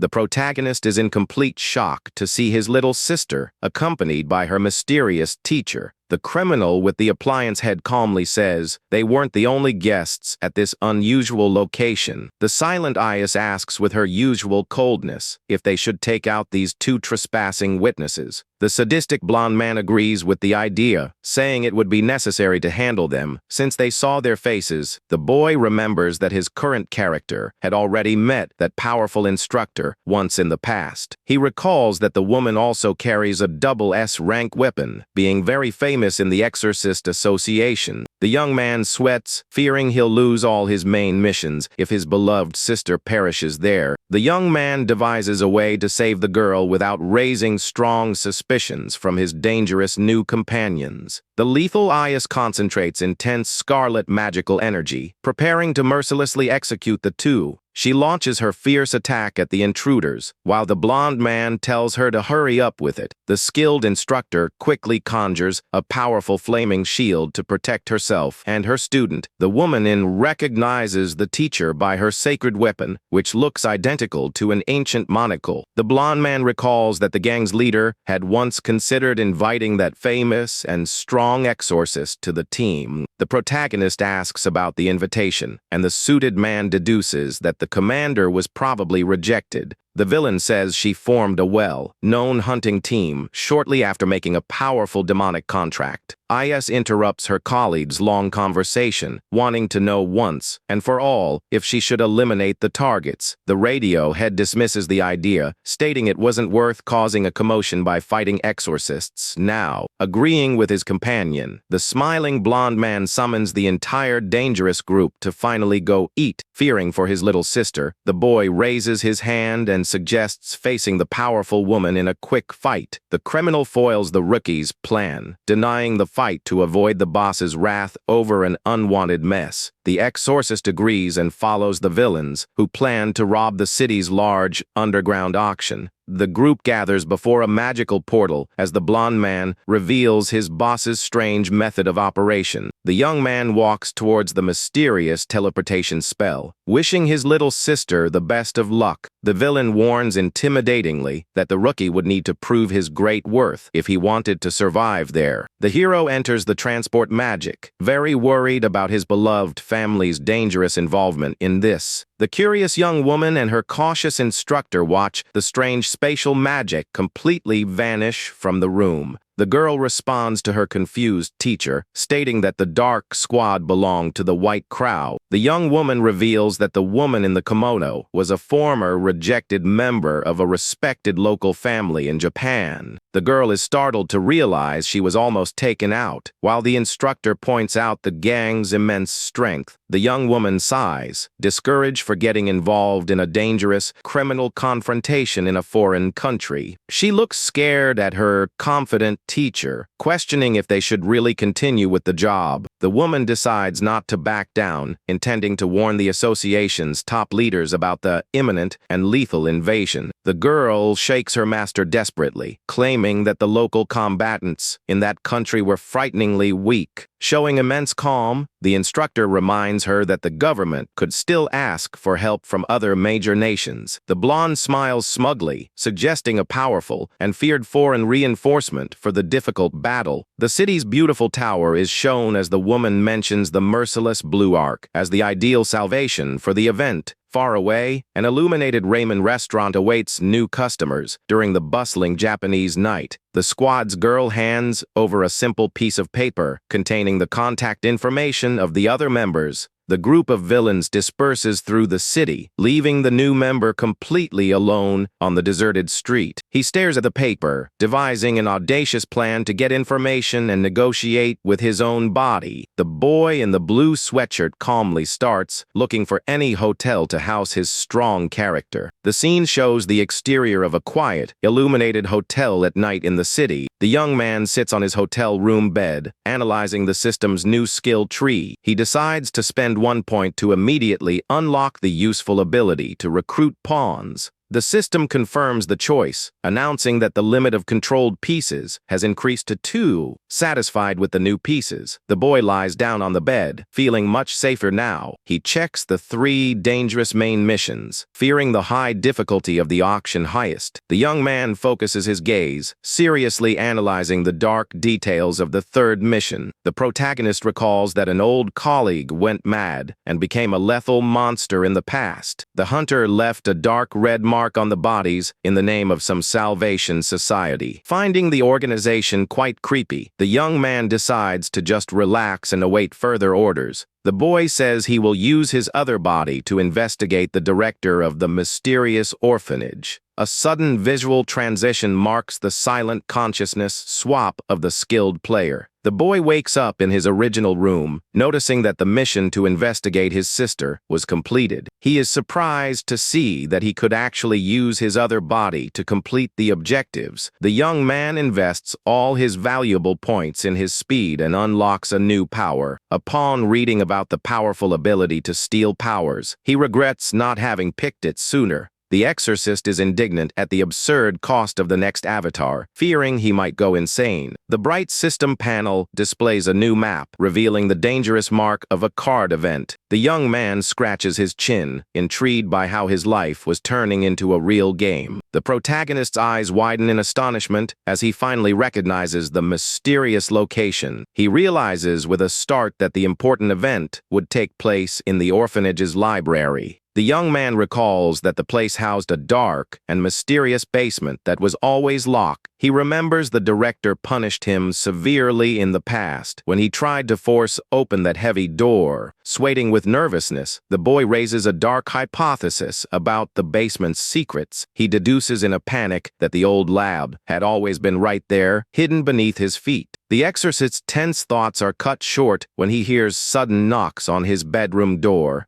His older brother enters the room, amicably inviting him on a trip to Japan. Feigning great excitement, the boy accepts the invitation, even knowing their sister was already there. The young man takes the great opportunity to suggest that their father also go with them. Checking his cell phone, the older brother quickly confirms that their father accepted the idea. With the family trip all set, the man says goodbye and announces he's going to buy the tickets. Walking down the dark hallway, the man laments having to deal with the boring jobs from the association. The protagonist becomes very tense upon realizing his family would cross paths with the gang at the event. He breaks into a cold sweat, terrified that his powerful brother might annihilate his newly created second character. Donning his combat suit, the young man decides to ignore the trip and focus on the orphanage's secrets. A sudden and mysterious rain begins to fall intensely on the tall buildings of the big city. Using all his immense agility, the masked boy leaps swiftly across the wet rooftops. He continues his agile advance, finding it very strange for such a dense rain to fall so unexpectedly. The exorcist finally reaches the isolated library, feeling a very bad premonition in the air. Landing fiercely on the ground, the young man is immediately notified by the system that the event had begun. The dark protagonist invades the quiet premises, walking calmly between the immense shelves. Guided only by the faint moonlight, the intruder scans the mysterious environment with extreme attention. He smiles confidently upon finally finding the old wooden door that led directly to the basement. Emanating a sinister dark aura, the young man opens the old structure, revealing the dark stairways. He cautiously descends the cold steps, ready to confirm his frightening theory from the past. The boy stretches his fierce magical shadows towards the heavy iron padlock on the door. Using all his brutal strength, the intruder easily shatters the old and resistant lock. The sinister metal structure finally groans and opens, clearing the way for the dark entity. The exorcist is paralyzed to find a mysterious boy kept in chains inside the dark place. The protagonist's eyes widen in pure terror at the dark and shocking discovery. The young man recognizes the chained girl as his old friend. While the system confirms the event's completion, he fondly remembers the past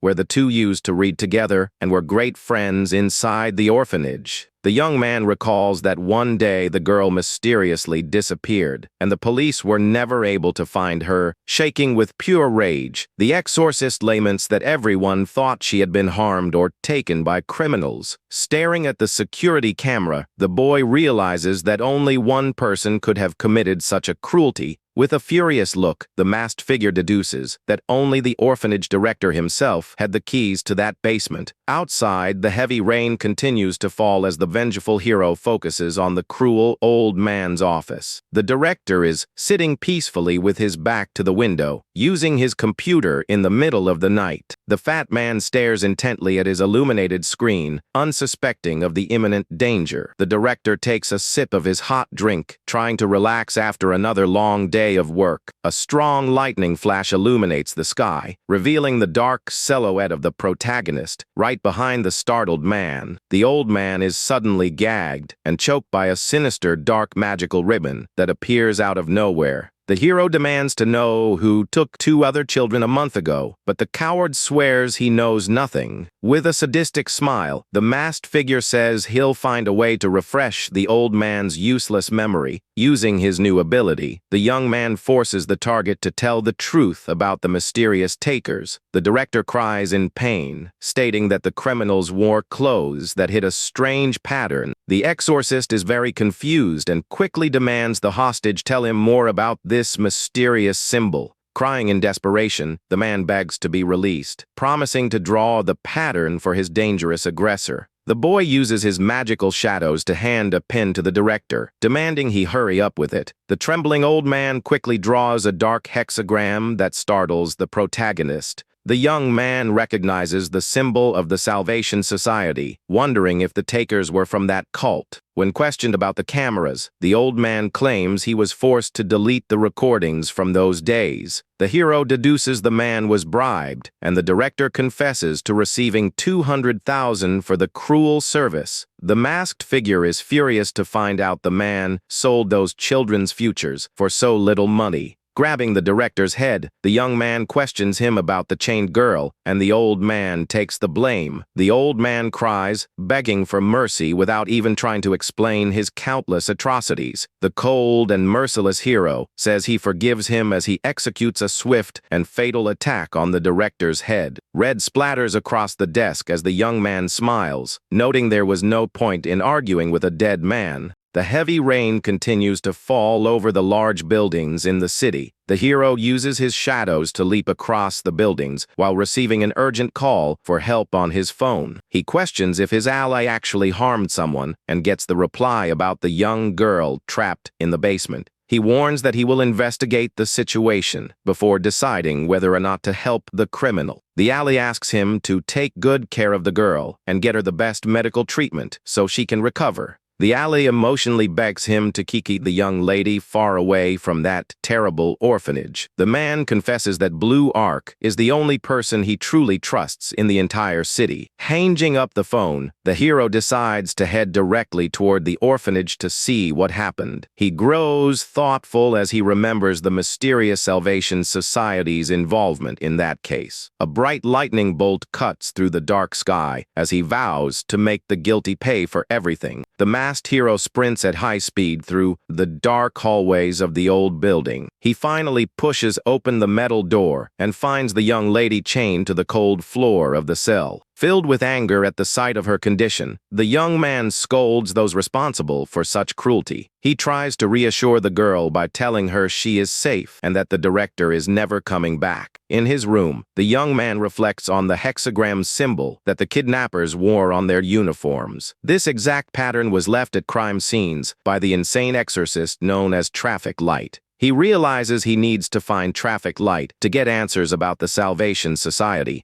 The young man plans to use his special item to pull out the truth and discover the location of the enemy base. He knows he cannot act alone and will need to manipulate the large organizations to his advantage. While thinking about his strategy, the young man decides to check the new event card he just won. The card called Bird in a Cage lets him cancel group control effects or be sold for 1 point. He thinks it is cool that he can sell it, but prefers to keep the item to use in an emergency. Suddenly, he feels a strange sensation and goes completely on alert about what is coming next. The young man notices something unusual happening to his original body and closes his eyes to check. A sound notification announces that the instructor has arrived to carry out an immediate interrogation of the young man. The young man lazily complains about having his rest interrupted so early by that visit. The instructor with glasses just stares at him in silence while keeping a serious and mysterious look. Without beating around the bush, the man directly reveals that director of the orphanage is gone. The young man fakes extreme surprise upon hearing the news of the former director's passing. The man explains that the director chose to end his own life and that his terrible crimes were exposed to the public. Pretending to know nothing about the situation, the young man asks what the name of the locked-up girl is. Upon hearing the name, the young man falls silent while the instructor asks how they found out about the basement. He reports that Blue Arc received an anonymous tip before finding the lifeless body of the director. The director allegedly wrote a confession letter on the computer, revealing the exact location of the young lady. Mentally, the young man praises his other avatar for creating a perfect fake story to cover up the case. The instructor asks in an enigmatic way if the young man is happy with what happened. He pauses briefly, showing that he might suspect something else is going on behind the scenes. The man asks directly if the young man had any kind of involvement with that passing. The young man starts laughing out loud, saying it would be impossible to do anything while locked up inside there. The instructor accepts the excuse, agreeing that the young man truly had no way of getting out. Changing the subject, the young man asks them to finally talk about the legendary exorcists. He questions the reason why he has never seen a real spirit in all his daily life. The man explains that the spirits hide out of fear of an elite group known as the Lake Hunters. This group is made up of 4 extremely powerful exorcists chosen by the great families. The instructor reveals that the current captain is named Lin Xingxi and belongs to the famous lion dancer family. The young man asks if this man is number 1 in the world and wants to know what his special power is. The instructor details the legendary spiritual weapon of the captain made with sacred materials and fire. Curious about the strength of that squad, the young man asks who the other legendary members are. The man mentions another famous member named Jude Shang who inherits powerful ancient techniques. The young man jokingly asks if the historical figure Zhuge Liang was also an exorcist in the past. He confirms that Zhuge Liang truly used a special power known as the 7-Star Lantern. The man explains that the exorcists act in the shadows, protecting humans and punishing rogue members. Curious about the different classes, the young man asks which one has the highest theoretical combat potential.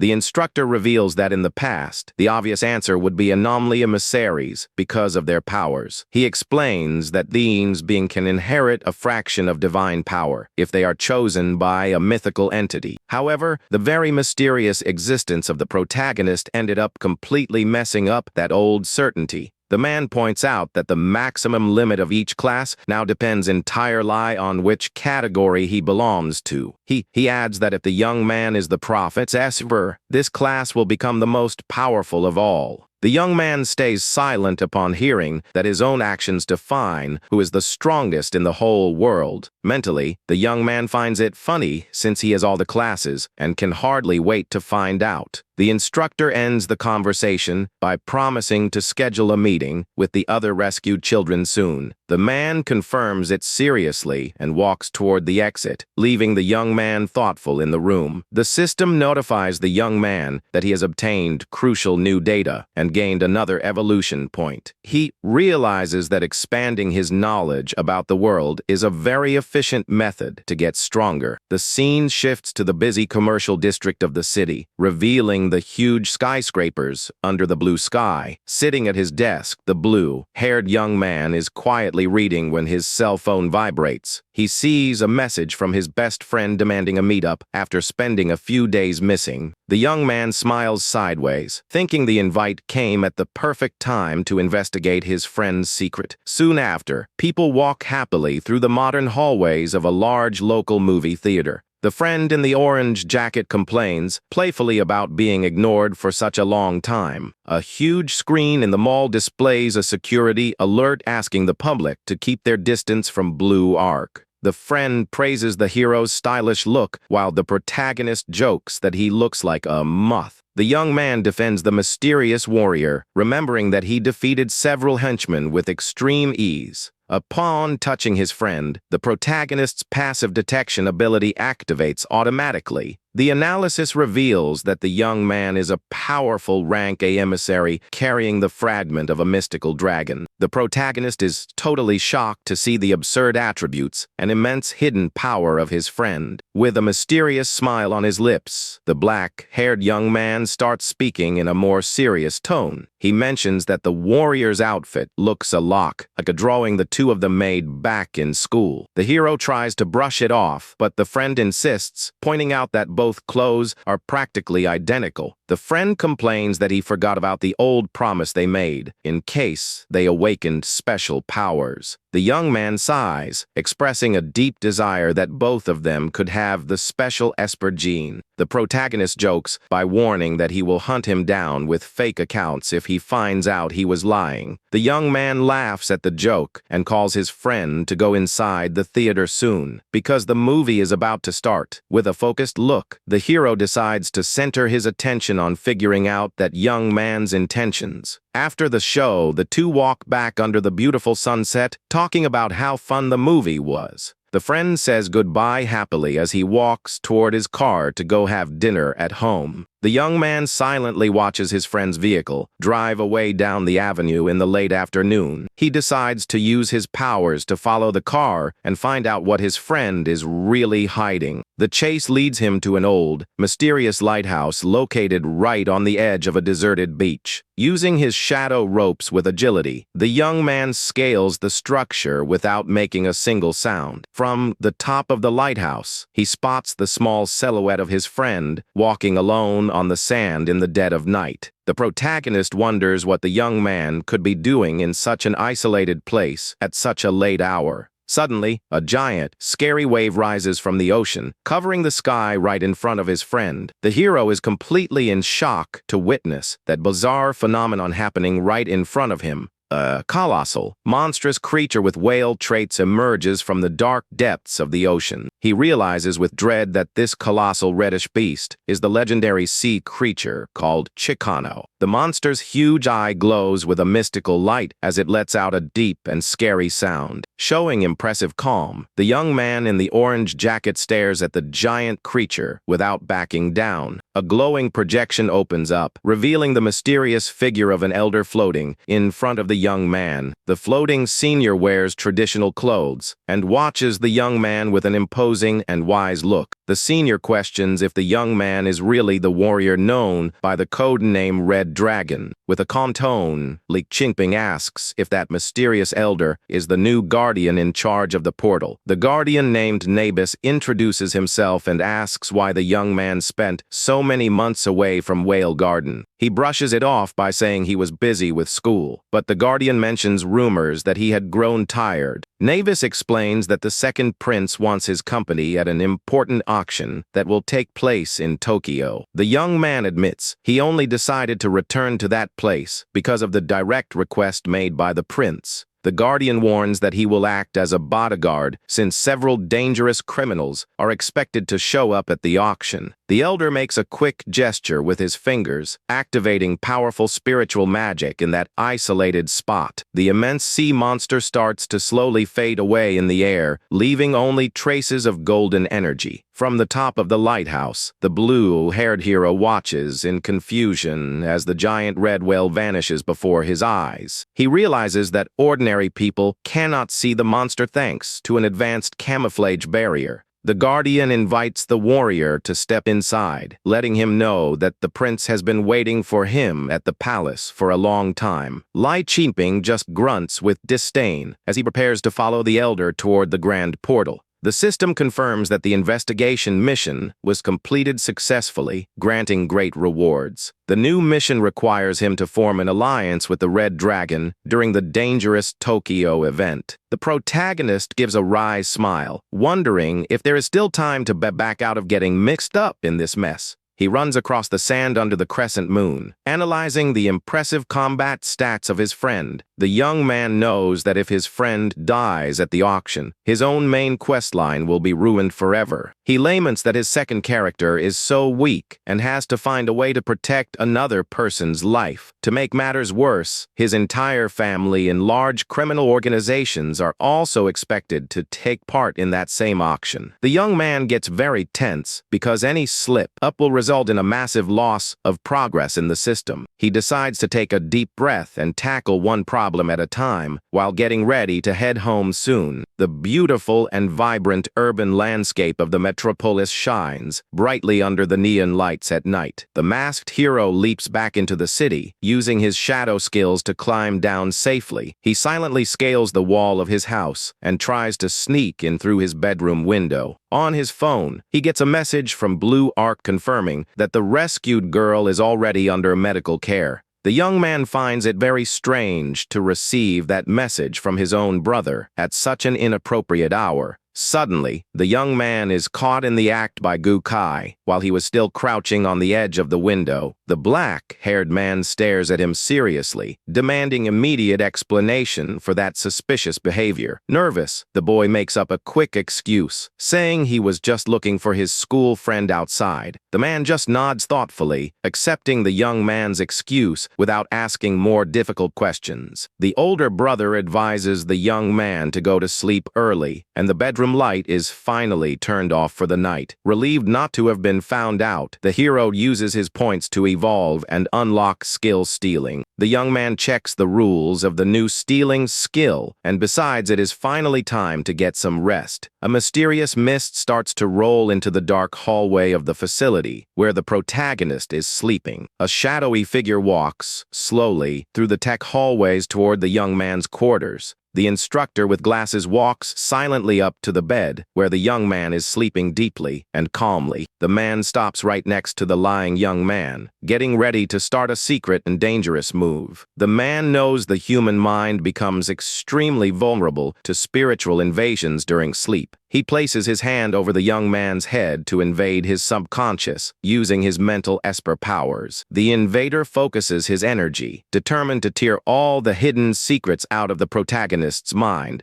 Strong mystical energy starts to build up around him, kicking off the dangerous invasion process. The mental space begins to shatter like glass, opening a path for him to enter the young man's mind. He finds himself in a mysterious mental setting filled with old books tossed around messily on the floor. The man explains that he needs to reach the third deep layer of the mind to discover the whole truth. He starts walking through that abandoned attic, which represents the most superficial layer of the boy's mind. The invader looks around, trying to find some clue or passage that will lead him deeper. He finds a wooden window opening and decides to peek through to see what is on the other side of the mind. To his surprise, he spots the perfect replica of an old student dorm floating in the mental abyss. The man starts walking down the dark, quiet hallway of the dorm, determined to keep up his search. He opens a wooden door in the hallway, moving ahead another level in the sleeping young man's mind. The room is messy and full of papers scattered on the floor with the word liar written on them. He steps on the papers, intrigued by the fact that that word is scattered all over the mental space. The invader walks up to a large wooden wardrobe that seems to hold the boy's biggest secret. Calmly, the man knocks on the wardrobe door, waiting for some reaction from the boy's consciousness. A mysterious voice coming straight from inside the wardrobe quietly invites him to step inside. He opens the doors and is amazed to find the young man's true self completely wrapped in bandages. The man asks in a friendly way why that small child is hiding there in the dark. He concludes that bandaged version is indeed the protagonist's true hidden self in that world. The child reveals that he was told by his parents to hide there and not come out until they returned. The invader shows a photo of Blue Arc, sure that the boy's true self will not be able to lie to him. Looking straight at the picture, the bandaged boy calmly answers that he does not know that person. The man holds out his hand with a smile on his face and offers help to get him out of that wardrobe. Suddenly, scary shadow claws pop out from the depths of the wardrobe, startling the mental invader. The child coldly turns down the offer while evil shadows start to spread all across the room. The instructor tries to shake him by asking if he has ever thought about his parents never coming back. The boy insists that they promised to return, but the man keeps trying to break his resolve. With a cold look, the invader whispers cruelly that child's parents were just lying to him. He tries to tempt him by offering Esper powers so the boy can look for his parents on his own. The little one confesses that he does not understand powers and is just a normal boy wanting his family back. With tears in his eyes, the boy asks if the invader can use his own powers to bring his parents back. The man is left completely speechless by the purity and genuine sadness of that innocent question. Suddenly, the entire mental setting starts to shake violently and break apart in a dangerous way. The invader knows that time is limited and that if he stays there, his own mind will end up corrupted and destroyed. He realizes he needs to escape that unstable mind right away before it is too late to go back. In the blink of an eye, the invader uses his mental powers to escape and return to his own body. The young man's true self, now without the bandages, watches the invader leave with a cold, mysterious look. The protagonist smiles victoriously for having tricked the instructor by using a fake projection of his deep mind. The next day, his phone rings, showing a message from Gyu Kai confirming the plane tickets to Tokyo. Sitting on the steps, the blue-haired young man warns that he will alert his dad about the family's international trip. He grows thoughtful and curious to see how his brother will react if he runs into his other allies in Japan. An urgent news report on TV covers a violent robbery at a local bank carried out by Esper criminals. The reporter explains that the Rank A heroes are already chasing the international robbers through the city. The young man notices that the bank is very close to his house and decides to go check out the situation. A desperate scream echoes from the top of a huge modern commercial building in the middle of a sunny day. The terrible villain, shaped like a giant gorilla, climbs the glass windows of the building carrying the bag of money. A beam of blue electric lightning hits the monster head-on, stopping it from continuing its vertical escape. The hero in blue armor lands heroically, giving off powerful electrical discharges around his body. The experienced warrior concentrates all his energy in his hands, setting up a final attack against his rival. He creates a huge net of blue lightning, trapping the giant gorilla against the glass wall of the building. The monster roars in pain upon taking the high-voltage electric shock straight into its furry body. From the ground, civilians and reporters watch in shock as the terrible villain plunges from the top of the skyscraper. The colossal beast hits a parked car on the street head-on, kicking up a huge cloud of dust and destruction. The giant gorilla gets completely knocked out at the bottom of a crater surrounded by cash bills.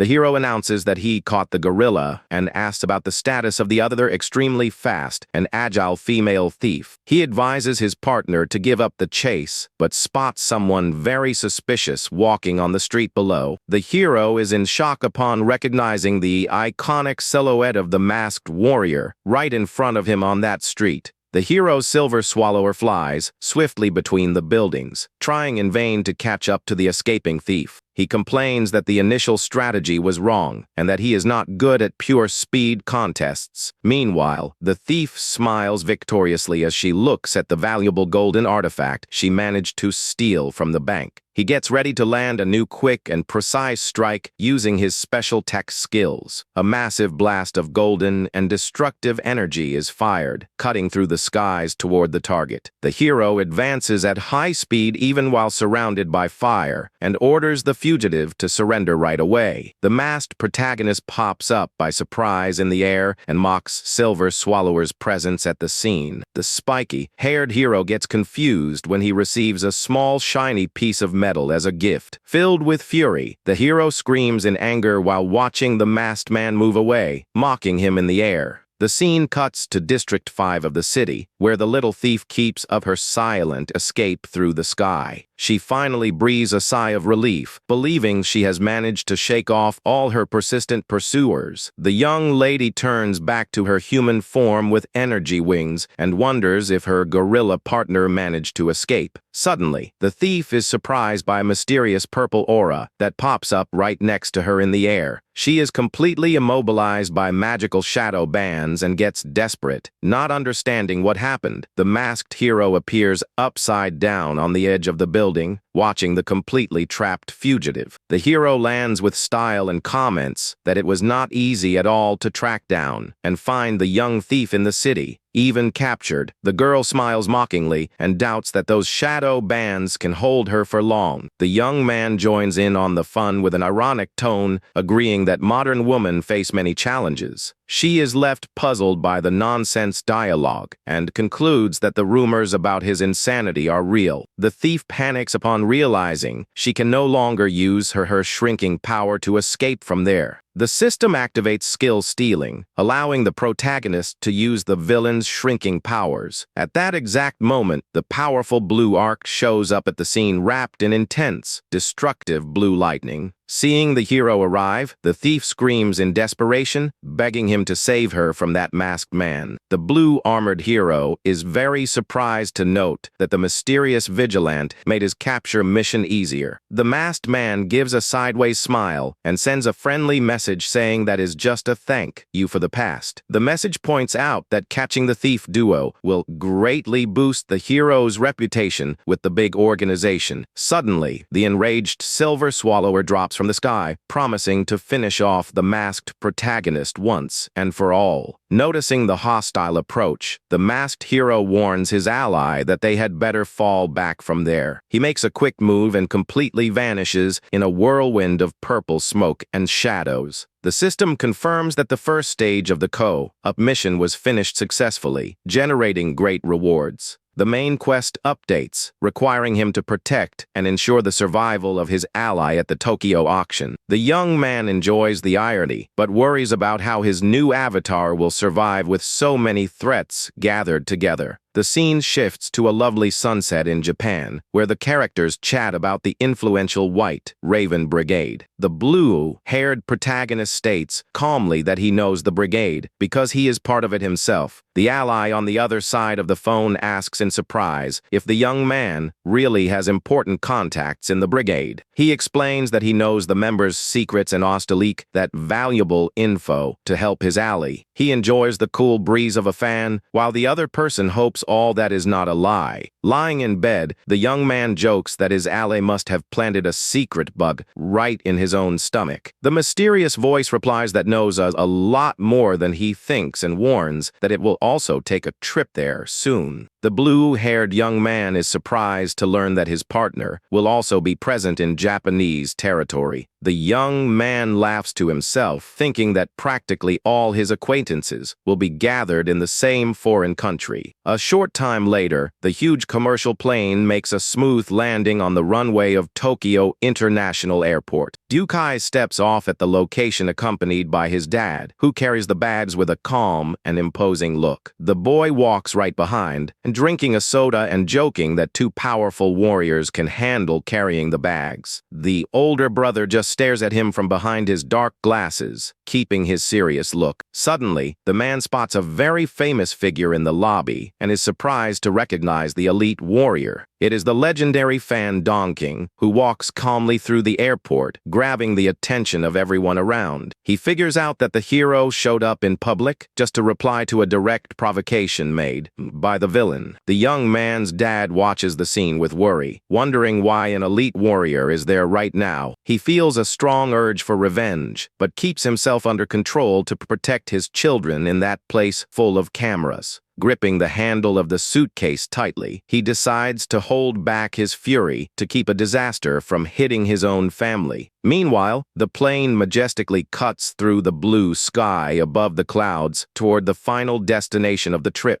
Relaxing in his seat, the young man uses the quiet flight to check on his other avatar's status in the system. The system notifies him that a card event might happen in the city and that the event cards have been unlocked. He realizes he has been at the hotel for 2 days and reads the tip on how to get cards by finishing events. Protagonist sees the direction of Roppongi on the map and decides to walk over there to check out the new event. While walking through the lit streets, he gets a message setting up a meetup for the next day. He arrives at the famous Mori Tower in Roppongi and looks at the giant metal spider sculpture right there. The young man remembers the chess pieces with special skills and focuses on the queen statue, which is the strongest. The queen statue's skill lets the user's body turn intangible and pass right through everything. He zips up his jacket, confident that this versatile skill will be perfect for both attack and defense. He reaches out his hand, noticing that the intangibility also affects anything he touches with the power. Activating the skill, he easily walks through the glass wall of the closed building without making a sound. The young man enters the theater auditorium and spots the event mark glowing brightly on the stage. Strong, dark energy shows up, activating the Spider Dancer event in that old local theater. A thick black goo starts to drip from the ceiling, revealing the legs of a monstrous creature. The system starts a time limit mission to beat the dangerous creature in under 5 minutes. The boy wonders if he entered the dungeon too early and if he could use a bug to get 2 cards. Finding it all very bizarre, he hears the creature whisper the twin spiders share a single heart. Taking advantage of the moment, he decides to test the new soldier pieces he just unlocked on his tree. The monstrous creature rushes forward upside down while the young man faces it without fear. Strong bolts of purple light drop from the ceiling, destroying the floor around and summoning something powerful to the fight. With a wry smile on his lips, the young man makes a finger gun gesture, simulating a lethal shot. He aims straight at the spider, which gets scared upon noticing the ambush set up by the boy. A huge mystical cannon structure pops up, firing a blast of destructive energy against it. The cannon glows brightly while letting loose a powerful destructive beam that lights up the whole auditorium. The creature tries desperately to defend itself, using its arms while being consumed by the flames. A violent explosion happens on the ceiling, tossing the disoriented monster's body toward the floor. The female spider screams in hate as she plunges out of control after taking that violent impact. To make sure he is safe, the protagonist summons the imposing queen piece, which shows up right behind him. Furious at the attack, the spider spits a glowing purple web straight at her opponents. She screams with all her might, getting ready for an airstrike, while the mystical queen gets set to defend. With a quick and precise move, the queen lands a fatal slash, opening up the chest of the enemy creature.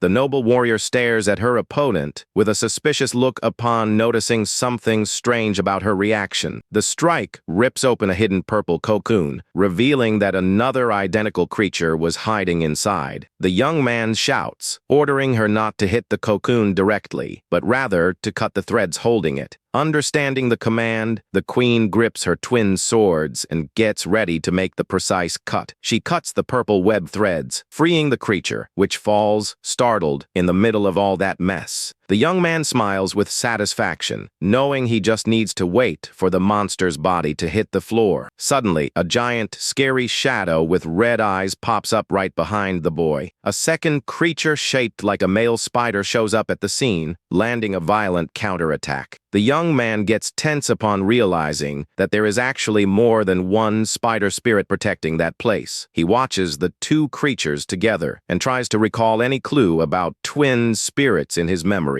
The female starts to slowly break apart, while repeating that their hearts are still united. The male roars in rage and starts to leak a dark liquid from his mouth, taken over by a deep hatred. The monster channels immense mystical energy, proving that the bond tying them together is extremely powerful. A huge column of smoke and darkness explodes in front of the young man, who protects himself by covering his face. He watches the scene with worry, feeling sweat drip down his face in the face of that threat. The young man is shocked to see that the two spider creatures ended up fusing into a single spirit. The terrible fused monster leaps at high speed toward the boy, who gets caught completely by surprise. A mystical barrier activates, protecting the player from all damage while the giant king is on the field. He realizes that if the king's statue is destroyed, all his absolute protection will vanish right away. The spirit lands a powerful strike against the colossal armor, trying to break through the opponent's barrier. The spirit, with red flames in its eyes, looks surprised to see the powerful attack blocked by the barrier. The protagonist decides to fully unleash the terrible hidden power of the shadow spirit to help him in the battle. He remembers that this monster can drag any nearby object into the shadows for a short period. With a direct command, he sends his newly summoned soldiers after the enemy, who is completely surrounded. The swift spirit tries to dodge by leaping to the side, attempting to escape the charge of the terrible warriors. The relentless shadow soldiers close in, stopping the opponent from finding any escape route. The imposing queen just watches the enemy's every move in silence with a calm and fixed look. She steps forward, gripping her large cutting sword and hitting the opponent head on with a powerful vertical attack. The monster gets thrown backward, showing extreme surprise upon feeling the true strength of that warrior. Giving it no time to recover, she makes another brilliant move, setting up the final mercy blow.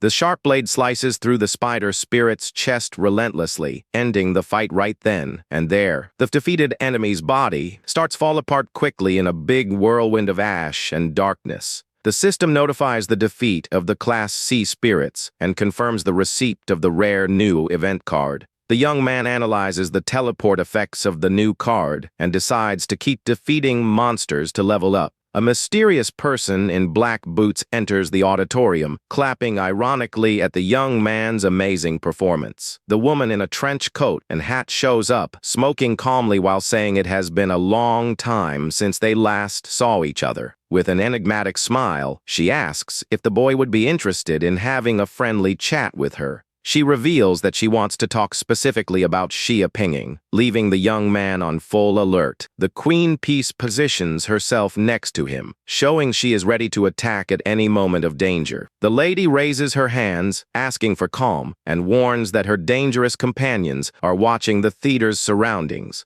The young man stares at her seriously, asking if her group is following him on purpose in the middle of that cold night. She denies it, saying it is just a coincidence since they always bump to each other when she tracks spirits in the harbor area. Showing a spiritual document, she apologizes for the past and says she is the only one who knows what he really does. She confesses that she deleted the young man's files without permission to keep other organizations from investigating him. He looks at his raven tattoo, worried about possible bugs, and replies coldly that she has got the wrong person. The woman tries to talk him out of that dangerous path, promising that the Exorcist Association will keep him safe. Without listening, the protagonist just repeats that she is totally wrong about who he really is. She offers a card with her contact info in case he changes his mind, but the boy turns it down coldly as he walks away. He adopts a scary tone and warns her not to meddle, hinting that his dangerous partners are close by. She says she understands his pain, but points out that the dead would not want to see him waste his own life. The young man asks in a challenging way how she can be so sure that he is heading down the wrong path. He gives a sideways smile, asking how she can be so sure of his goodness if the two have only met a single time. She is left completely speechless by that question, keeping a fixed and confused look on his behavior. Suddenly, the huge mystical queen shows up right behind the woman, holding a mysterious glowing blue flame. He warns that he will not cooperate at all, but jokingly suggests that the black mummy might be interested in the offer. The young lady blows out her cigarette smoke in silence, looking like she is processing all the boy's words with great care. With a quiet smile on her face, she tilts her hat to the side, showing she has finally figured out the situation. The beautiful lit tower shines in the middle of the night, while the mystery of the black mummy hangs in the silent city air. The blue-haired young man walks thoughtfully, finding out that managing both accounts at the same time is not that hard after all. The black-haired older brother reminds everyone that the big auction heist will officially start in a week. He knows the operation will involve many acquaintances, and that any of them could beat his weaker avatar at the blink of an eye. He plans to do a great job to keep his second character from looking useless in front of the organization members. The boy concludes that his only viable option at the auction is to face some opponent who is on the same level. Upon noticing the green-haired girl, he realizes she is the only weak opponent level enough that he could beat there. He looks sideways, thinking there would be no problem at all in teaching a small corrective lesson to his own younger sister. Punching his own palm, he decides to center his whole auction strategy on defeating his foolish younger sister. At another spot in town, the green-haired young lady lets out a loud sneeze, not understanding what caused that feeling. Her partner asks if she has a cold, but the young lady suspects someone is just talking trash about her behind her back. Suddenly, her friend warns her, pointing out that the people up ahead on the street look a lot like her family members.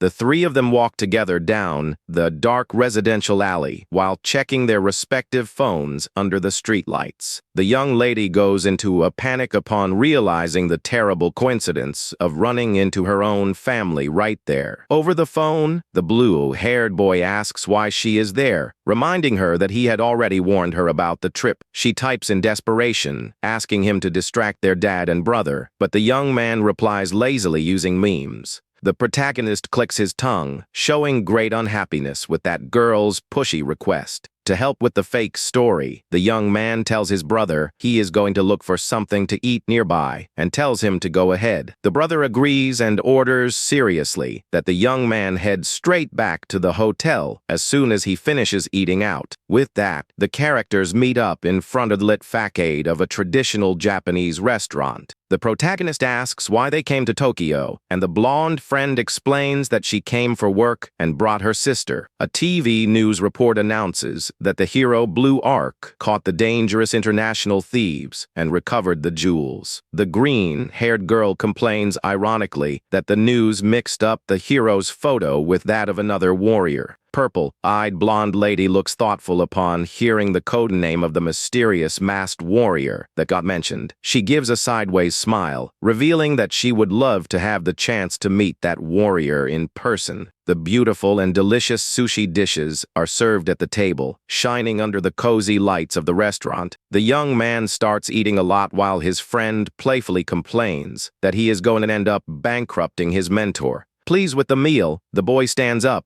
and tells the two of them that he needs to leave to get some rest at the hotel. The lady watches him walk silently down the hallway, keeping an intrigued and serious look on his departure. She lets the girl know that she got a notice from the association confirming Blue Arc's arrival in Japanese territory. Thoughtfully, the woman mentions that she finds all of that a huge and strange coincidence of events. She points out that her older brother arrived on the very same night that the famous hero also landed in the country. The green-haired girl's eyes go wide in surprise, thinking she is hinting that her brother is the hero himself. The scene cuts back to the fancy hotel at night, where the dad asks if his son had a lot of fun with his friend. The young man jokes that his friend paid for the whole big meal, and the older brother just tells him to go to sleep early. Lying in bed, the blue-haired boy gets a new message from his sister asking to meet up soon. Suspicious, the young man replies by asking what she is plotting by inviting him to eat together again. The boy drinks soda from a can while reading that his sister is trying to explain a very awkward situation. He spits out his drink in total shock upon reading that her friend simply fell in love with him at first sight.